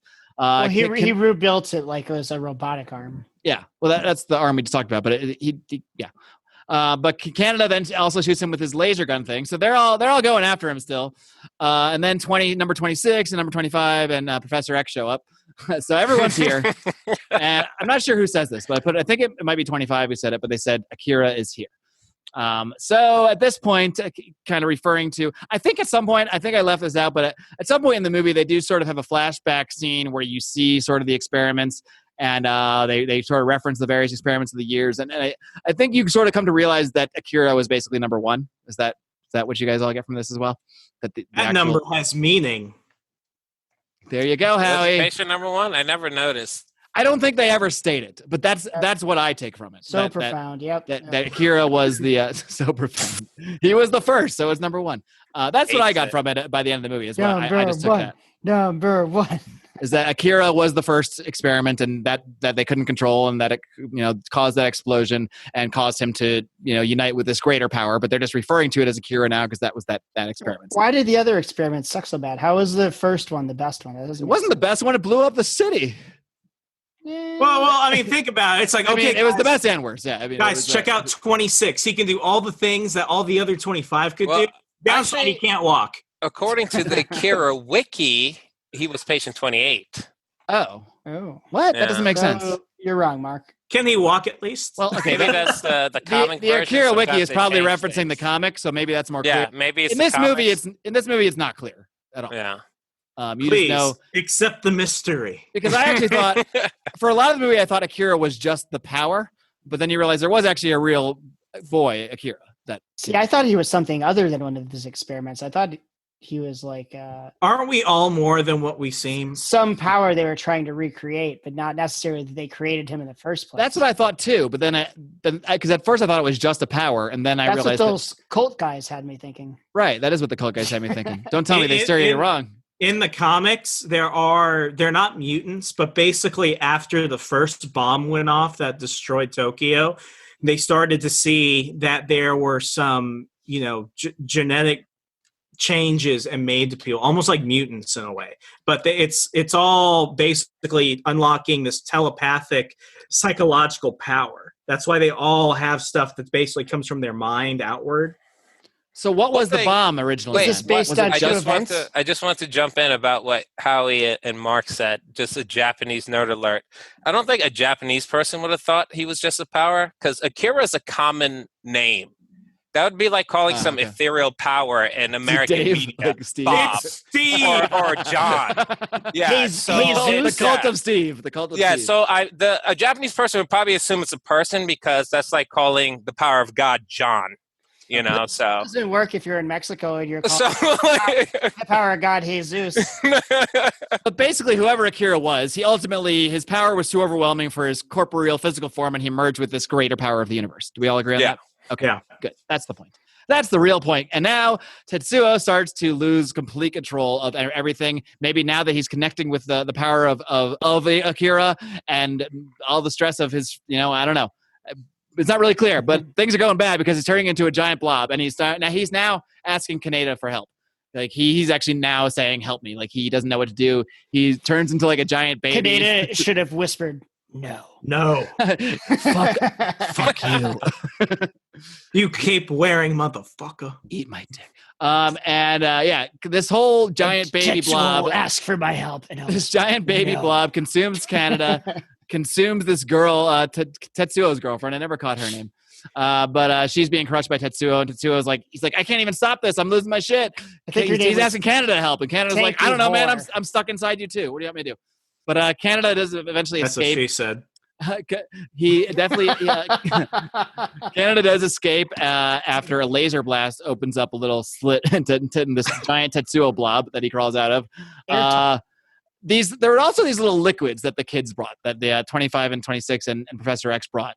I don't know what they are. I guess maybe they're the drugs or some of the other. I don't know what they are. Do you guys know what they are? No, they're not. The drugs. only way to stop this is more crystal meth. Yeah, well, either way. I had a more mystical feeling than them just being drugs. Come on. It's something about connecting to this power. I call them the Akira liquids. Maybe DMT. Yeah. Anyway, all this shit gets knocked over, and whatever they release or whatever, it's time. It's Akira time, basically, at this point. Akira is here. Akira has arrived. We see a giant bright light. It is consuming everything. At some point, it seems like the colonel, the misunderstood colonel, he gets like teleported away. He seems like he was like inside the light, and then suddenly he was just like flashed away. So maybe Akira the power of Akira agrees with us, or I think it was actually 25 that did it, because she was holding his hand. Because she seems this might be more evidence that the colonel's not that bad, because the kids seem to be, they seem to like him. Like 25 protects him, and they seem to be on his side. So maybe he is okay. Like it could have been the rapture. Or maybe he was raptured. Wow. Maybe he was raptured. Tetsuo is also consumed entirely by this light. And at this point, like Takashi, that's actually number 26's name. I did get his name. Takashi goes into the light to chase after, to help Tetsuo in Canada. And then 25 and Professor X, they're talking. They're like, I don't know, we can't. They're not going to be able to. They're not powerful enough to stop this. They're not going to be able to get out. And he's like, yeah, we can't do it. We can't get out. And then they're like, well, wait, if we all go in there and we all use our power, then maybe we can do it. So all the kids go into this light, which has consumed Tetsuo in Canada. And then we go to some kind of like weird dream flashback scene. They're teaching Tetsuo, like Tetsuo's like a kid. He's learning how to bike. And I think, okay, this is a little confusing to me as well. But I believe we were seeing memories and realizing that Tetsuo had already been experimented on, or had some testing done in this facility. Am I getting the right thing? Something's got to explain that like ginormous head. Yeah. I don't know. I don't remember that. Doesn't mean that wasn't the case. They showed him. They showed a memory. Because it seemed like it was Tetsuo's memories, and like of him being a kid and all this stuff. And then you see what I think is him brought into this facility, and then he's there in this same facility with these like psychic kids, and they're doing all this testing and stuff. And they showed that, and it seemed like it was from Tetsuo's point of view. So I took it to mean like that yes, it wasn't like just because he ran into Blue Kid that he had these powers. He was already as a child brought in there, and I think he probably naturally had these powers or got them from the explosion or whatever it was. Oh wait, that wasn't Akira? That was him? I thought he was seeing Akira's memories. Maybe I read that wrong then. Maybe that was Akira's memories they were saying the whole time. Is that what it was? That's what I thought. But again, I was drinking and didn't care that much. Yeah. Anyway, we eventually throughout this thing see the birth of the universe, and the city is destroyed. And then the last words we hear, because they were like melding with Akira. That's why I thought they're seeing Akira's memories. Maybe you're right. That might be why I was confused. I probably am. I usually am. Can we Google this? Somebody. I mean, it's the last scene, because then the movie ends. Then you just hear, like, you see this energy kind of fading away into this bright light or whatever, and you just hear, I am Tetsuo. Yeah. So Tetsuo has kind of become one with, maybe he's taken over the Akira power, or he's become one with it, but he's still recognizing himself, like he's merged with this greater power. That's always what it's... He didn't take it over, like Akira, like, whisked him away with him. They went somewhere else. I think the general consensus is that... I think Akira just consumed him in because he... That he created a new universe, but with Tetsuo, but he's still like a separate consciousness, which is why it ends like that, to show you that he's not like... He still has a sense of himself, and is not completely part of this new universe that they've created. But someone has to know what happened. in a Like, way. no, for certain, I guess the author does. No. What I mean is, like, Tetsuo, like, if you're restarting existence from scratch, it's like you almost have to have some sense of continuity. Like, I will remember what happened because someone has to carry the burden of remembering why this happened. I am just looking up, because this is the kind of research I we think do I see here. what you mean. Although this is really long, I can't read this all right now. There's an article on Quora where someone explains the entire ending of Akira, but it's really long. I don't think I can read it right now. Okay, did anyone see 2001 Space Odyssey? Hold on, I'm just going to read one part at the end. Oh, Put good. it in the show notes. Hold on, no, this is one. There's one highlighted part I'm going to read. The burst of white light is unexplained, but it is meant to signify that like Akira, Tetsuo has transcended into another plane of existence. At the end of the movie, Tetsuo says critically, "I am Tetsuo. He exists." That line could possibly be an allegorical reference, creation of the universe, or similar to Abraham's or the Abrahamic God's first words. But it is definitely a sign that Tetsuo is not merged with Akira and still exists as an independent entity. So that makes sense, I guess. Yeah, I think that's kind of like what I was saying. Like, yeah. And sorry, right before that, and this kind of answers a question I had before, because it says when he's absorbed into Akira, into the energy with Akira's help. Let's see. So they're saying the flashback. Tetsuo has sent one last message to Kaneda. He shows him a flashback of Kaneda standing up for him in front of schoolyard bullies. So he's showing that image to Kaneda. So that's basically him saying, like, yeah, I know you were cool with me back in the day, so sorry about all this. Sorry about trying to kill you like half a dozen times. Sorry, things got weird, but man, I put it on a cape. I don't know what I was doing. He's still a dick. So what were you gonna say, Remzo? Oh, I was gonna say it's almost somewhat like the ending for 2001: Space Odyssey, when at the very end of the film, the guy becomes like the space baby, and existence starts over again. But this person will have knowledge of everything that happened up until that point and why, because you can't just start a new. There has to be some extinction level event to justify starting over, and I think that's what this is. Like Tetsuo, as he makes a new world, it might not be perfect, but it will be better than the shit that led to this happening. Does that make sense? Or else none of it mattered, almost. Does it though? Does it? I don't know if any of it matters. The Japanese are known for their nihilism. Let me stare off into space. Let me stare off into space like sad Ben Affleck. Like, I want to say something beautiful about nihilism, though. Listen, if nothing, Remzo's face right there. This is why you need to join the Pride, because for as little as $2 a month, you can see the live streams when we do these shows. And you can see facial reactions. Just a thought I had. If nothing matters, if there's no plan, there's no big point, and we're conscious beings, that means we can decide what matters. We can. That's existentialism, Howie. That doesn't mean nothing matters then. Howie, that's existentialism. Oh, no. If I'm in a nihilist world and nothing matters, it's like, well, you know what? I'm going to decide what matters, and I'm going to, whatever, create my own thing. Yeah, that's you just define. That's the definition of existentialism. What you just said. All right. Well, I guess I like that. Yeah, like Sartre and those guys. This is a lot of Jean-Paul Sartre. You mean Jean-Paul Sartre? That's the one. Yeah, I mean, is that really what that is? Yeah. It's, the thing about Japanese fiction, even the stuff we see now, is that everything is done in a post-World War II event. Like, even when you look at the creation of Godzilla, for example, Godzilla is the result of man pushing the limits. And once you create something like that, you begin to lose control of it, whether it's the unsustainable levels of violence being conducted or it's pushing the limits of sciences that man was not meant to understand. And whether you're seeing it through Akira or Godzilla or through a lot of the other post-World War II Japanese stories that have really even pushed out into Western civilization where we've been able to understand it, it all comes from the sense of past trauma. And how do you transcend past that? And in this sense, it's like there always has to be a new point. Post-World War II Japan was shit, but they chose to get better. Neo Tokyo, like, this is them after the bomb. Well, obviously something else has to happen to push them forward. So maybe the world might not be better, but it'll be different to give them that starting chance. That's what a lot of all this stuff really represents. It's what comes after the thing that forces us to stop living the lives we're living. That's all I got. And Godzilla protect. That's Godzilla definitely, attack.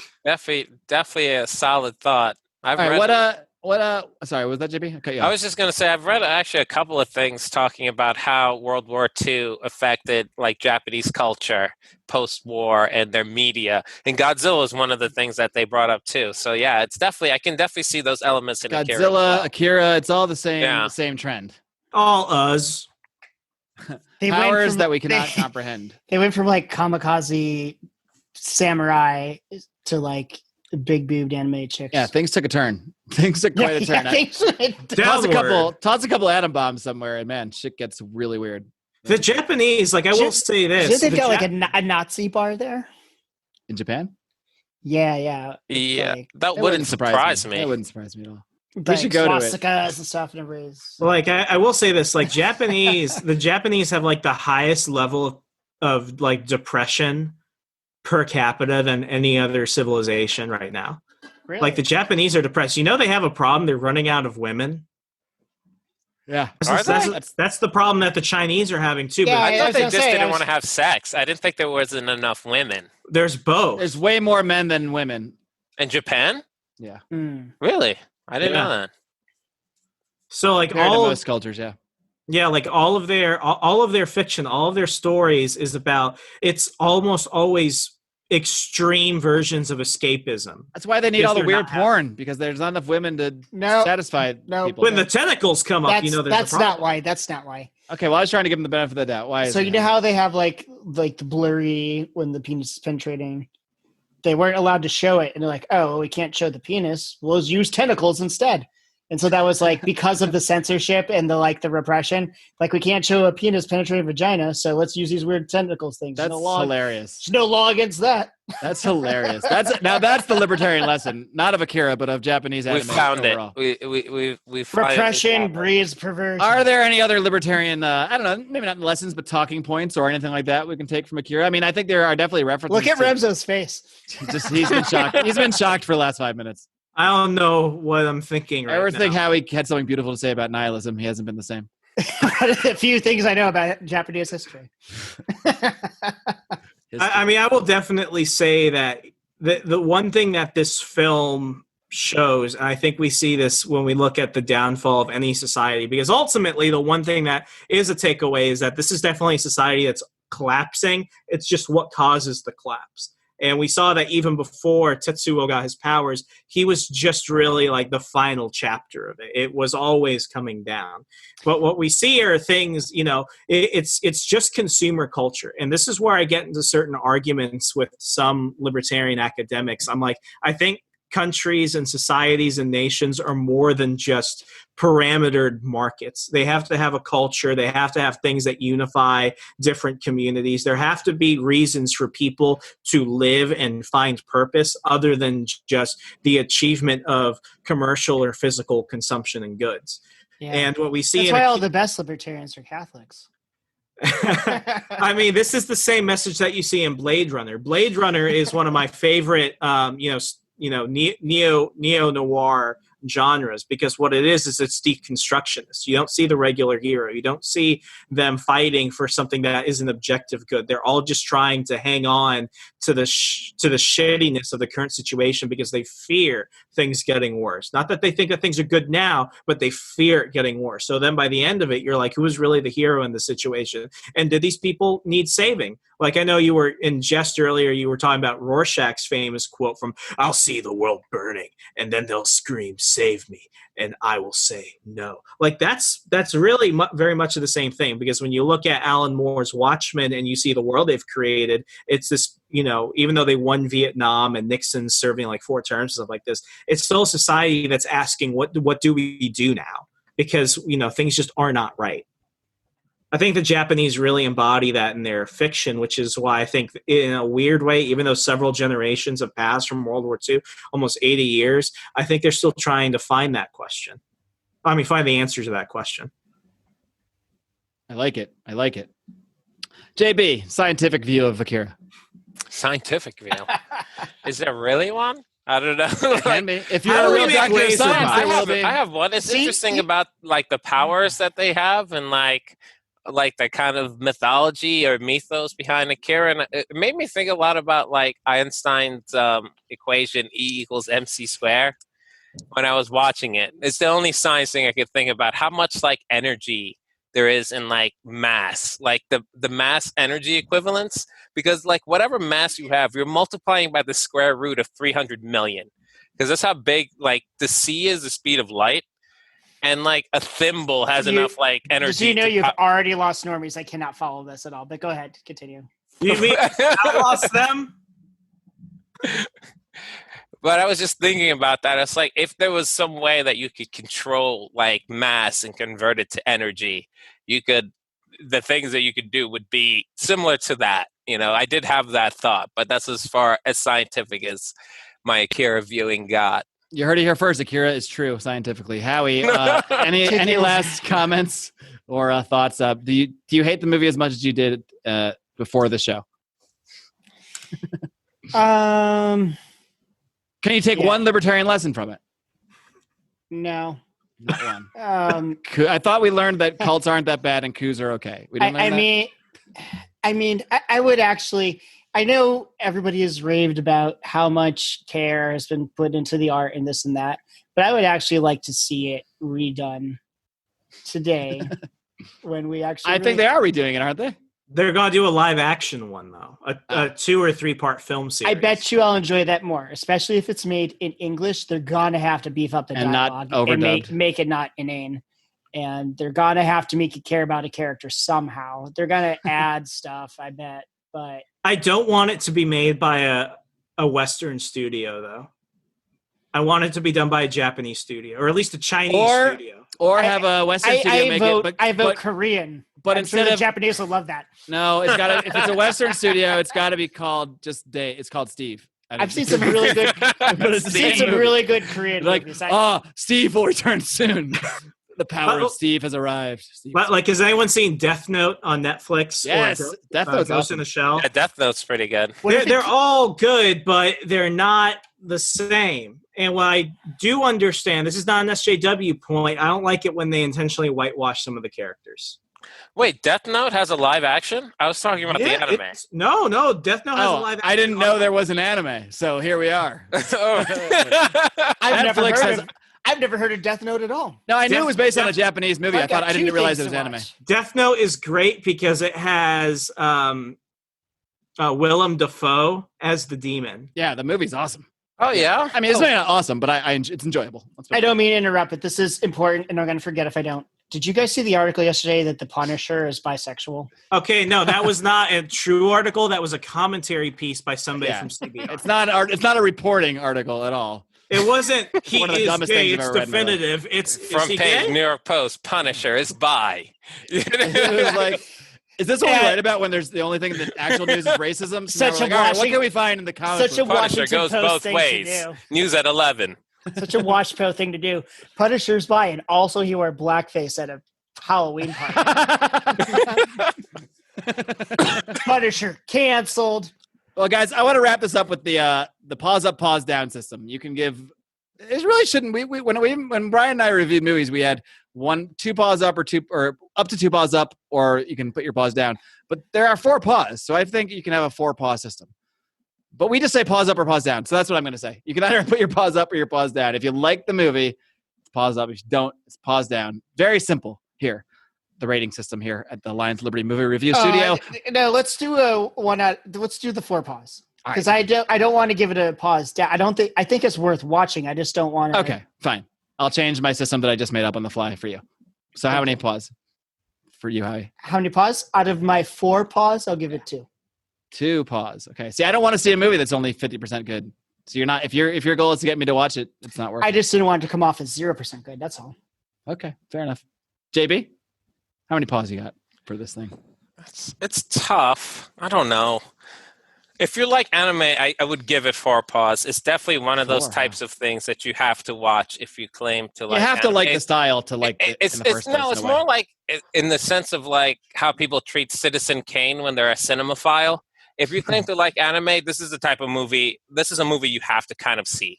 You know, it's like one of those things. It's a seminal piece. It's an iconic movie. Like Some Like It Hot. You know, I've never Yeah. actually seen Citizen Kane. Yeah, I had to watch it at Penn State movie I did class. too. I didn't go to I that took sleep. that too. I fell We asleep watched during that. it. I didn't go Yeah, I that fell week. asleep. It was so I missed boring. that class but- a lot. I was like, because I'd be like, oh, I could just watch the movie we were going to watch in class, and then I wouldn't do that either. Dude, I But actually that's an went to that aside. one. Did we take it at the same time? It's possible. I don't know. I took it like I just I don't remember know. watching Some Like It Hot and Citizen Kane. Wait, Citizen Kane's the Rosebud one, right? Yeah. Yes. Yeah, those are the only two movies I remember watching in that class. Probably the only two classes I went to. But what was I going to say? I think this is a symptom of don't never go back type of thing. I didn't like it as much as I remembered liking it when I saw it the first, few times when I was younger, when I was a kid. I still liked it though, but not as much. So I'm kind of like, how many paws to give it? I'd probably say 3. I think Can you cut a paw in half? That's probably cruel. We shouldn't do that. Yeah, I think I think it suffers from the fact that it's so it's such a key thing in anime that it's been done so much that I've seen it so much in the subsequent 20 years that it doesn't seem that impactful. It doesn't seem groundbreaking because you've seen all the ground broken for 20 years. Yeah, because it even broke though the that ground, broke and the then ground. I've subsequently watched 20 shows that were kind of based on its influence. Now I'm going back to it, that type of thing. I'm Does that make sense? What it I'm does. saying? I'm does. certain if I saw it in '88, I'm certain I would have given it more pause. It's like there's some stuff from the past that seems so good then, but now it doesn't really hold up. Yeah, you have to remember this You've got was this made in 1988. nostalgic feeling. So Yeah. here's an example. There's a movie everybody's seen. I didn't see it until after college, and I was like, this isn't that great. But I could see if I saw it a long time ago, maybe I think that the movie is Clue. That was not what I was expecting you to say. Yeah, it was. I didn't see that until I was What? 27. Clue? And I'm like, this isn't. This is even a movie people talk about. Who talks about I Clue? was like, this isn't great. If people talk about Clue is great. Is that the movie? I've never heard anyone discuss Clue as a great movie. I've never heard anyone discuss discuss Remzo's face Clue again. to any great Anyways, I need many many screenshots of Remzo's so people face. don't think Clue's a good movie. Is that the one I'm thinking about with the murder and the? Who done it's it? Clue. Yeah, Murder's Is that- kind of. is that the one? There is the a- one with the murder. It's based on the game Clue. Have you played that? No, You never played the game Clue? no. Oh, okay. So that's why you don't Howie- understand why saying it's about the murder actually live does in- nothing. We live in Whatever. different- Whatever. I'm different saying realities. some of this. I some of this understand old why you're crap- a nihilist right now. All right, Remzo, give me your review. No, I'm pause a- up, pause down. essentialist. No, wait. Existentialist. Stop all your This head. this Howie. review Just is going to be stop. longer than the movie in about 3 minutes. So let's I wrap it up. I, At least I they're will, not I- a stoic. oh, Sorry, I just all like right. I just like to pull some triggers. Okay. Sometimes. I Go ahead. I will give it 3 out of 4 paws only because I reserve the 4th paw for rewatchability. There are films that it's like, I could watch this in any mood under any circumstances and I will watch it. This is not one of those films I would watch. And I would give the same score to Joker. I think Joker is a remarkable film. Everyone should see it. But am I on a happy day? I'm going to be like, hey, you know what I want to watch right now? I'm in a good mood. I want to watch Joker. Hell Yeah, no. it's not Joker. I saw it in the Once is theaters. enough. I saw it in the theaters and loved it. And then I tried to watch it with my girlfriend a couple times, and I couldn't get into it at all. It was weird, and You I almost knew I feel liked the movie strange. too. And it's just not a rewatchable movie. It's like a Yeah. one time. It's kind of like The Sixth Sense. There's no reason to watch that. It's a great movie once, and there's no reason to watch it again because once you know the end, there's just no reason to watch it. Maybe that's a bad comparison. 'Cause it's a different reason, but I mean, the one film I've watched more than any others is probably The Dark Knight. The Dark Knight is an example of 4 paws, only because That I can holds up, watch yeah. that whenever. if you're gonna get 4 paws, yeah, you got to be able to pop it in. True at any romance, time 4 and paws. think it's great. True romance does get 4 paws. I agree. We should do more movie reviews that are longer than the movie. Oh, let's do a true romance episode. Okay, I'm game. Maybe next month's Nittany level Pride member will choose it, but we can also do it on our What's own. my level? What's the $25 level? It's not the one where you get to produce a show, Howie. I'm sorry. You don't But- have any power, I bitch. kind of feel like I should just fire up Zoom and produce the show. The good if thing I is you want. can record audio at any point, and I will pledge to this day anything you record, I will at least post it on our Patreon. So there's nothing holding you back, Howie. Nothing at all. And I pretty much usually would prefer it not on the main feed because I like to say crazy things and I don't want the whole world to hear them. Well, you still owe us some Korean mafia stories. I am going to give it also 3 paws because 2 seems too low for such a groundbreaking movie. That is a very good movie. I find myself enjoying it more talking about it afterwards, actually, than even necessarily when I was just watching it again. But yeah, Howie has points, actually, believe it or not, about the characters, and there is really no truly likable characters. Maybe the closest thing to it is like the kids, you know, the or Professor X or whatever, 25 and 26, like the psychic kids. They seem like they're kind of just caught up in the whole thing. They're trying to do their best to mitigate everybody. They attacked Tetsuo for no reason. Well, yeah, they did try to kill him. Maybe he wouldn't be such a dick if they didn't do that. Well, they Blue knew lives matter. They did turn into creepy, large stuffed animals. So, yeah. You're right. I tried to find a redeeming character, and I couldn't do it. So everyone's terrible. Akira's okay, except for destroying Japan. Well, we don't know. But we don't really know much about Akira. We just know the only real victim is Tetsuo's girlfriend. What if Akira was originally at Pearl Harbor, and that's why he originally destroyed Stop. Okay. Stop. We've gone off the rails now. No. Stop. No, just stop. All right. Well, this seems like a great time to end the show. One Pearl Harbor joke too many during a Japanese anime is when I know it's time to wrap things up. So, gentlemen, thank you so much for coming on and dissecting this movie in probably more depth than I'm just going to say that any podcast ever has discussed it because we've been talking about it for 2 hours here. Thank you to Michael Wharton for suggesting this episode. He is our Nittany Level Pride member. Do not forget, for a meager 50 smackers a month, you can join the Nittany Level, and after 3 months, you'll be able to produce a show just like this. You'll be able to tee us up for 2 hours of rambling and coherence and slight references to the topic that you wanted us to bring up. So head over to patreon.com/Lions of Liberty if that sounds great to you. Until next time, my friends, will you please join me in pledging and asking for the world to please, as long as the power of Akira lives in the universe, to please live long Yeah,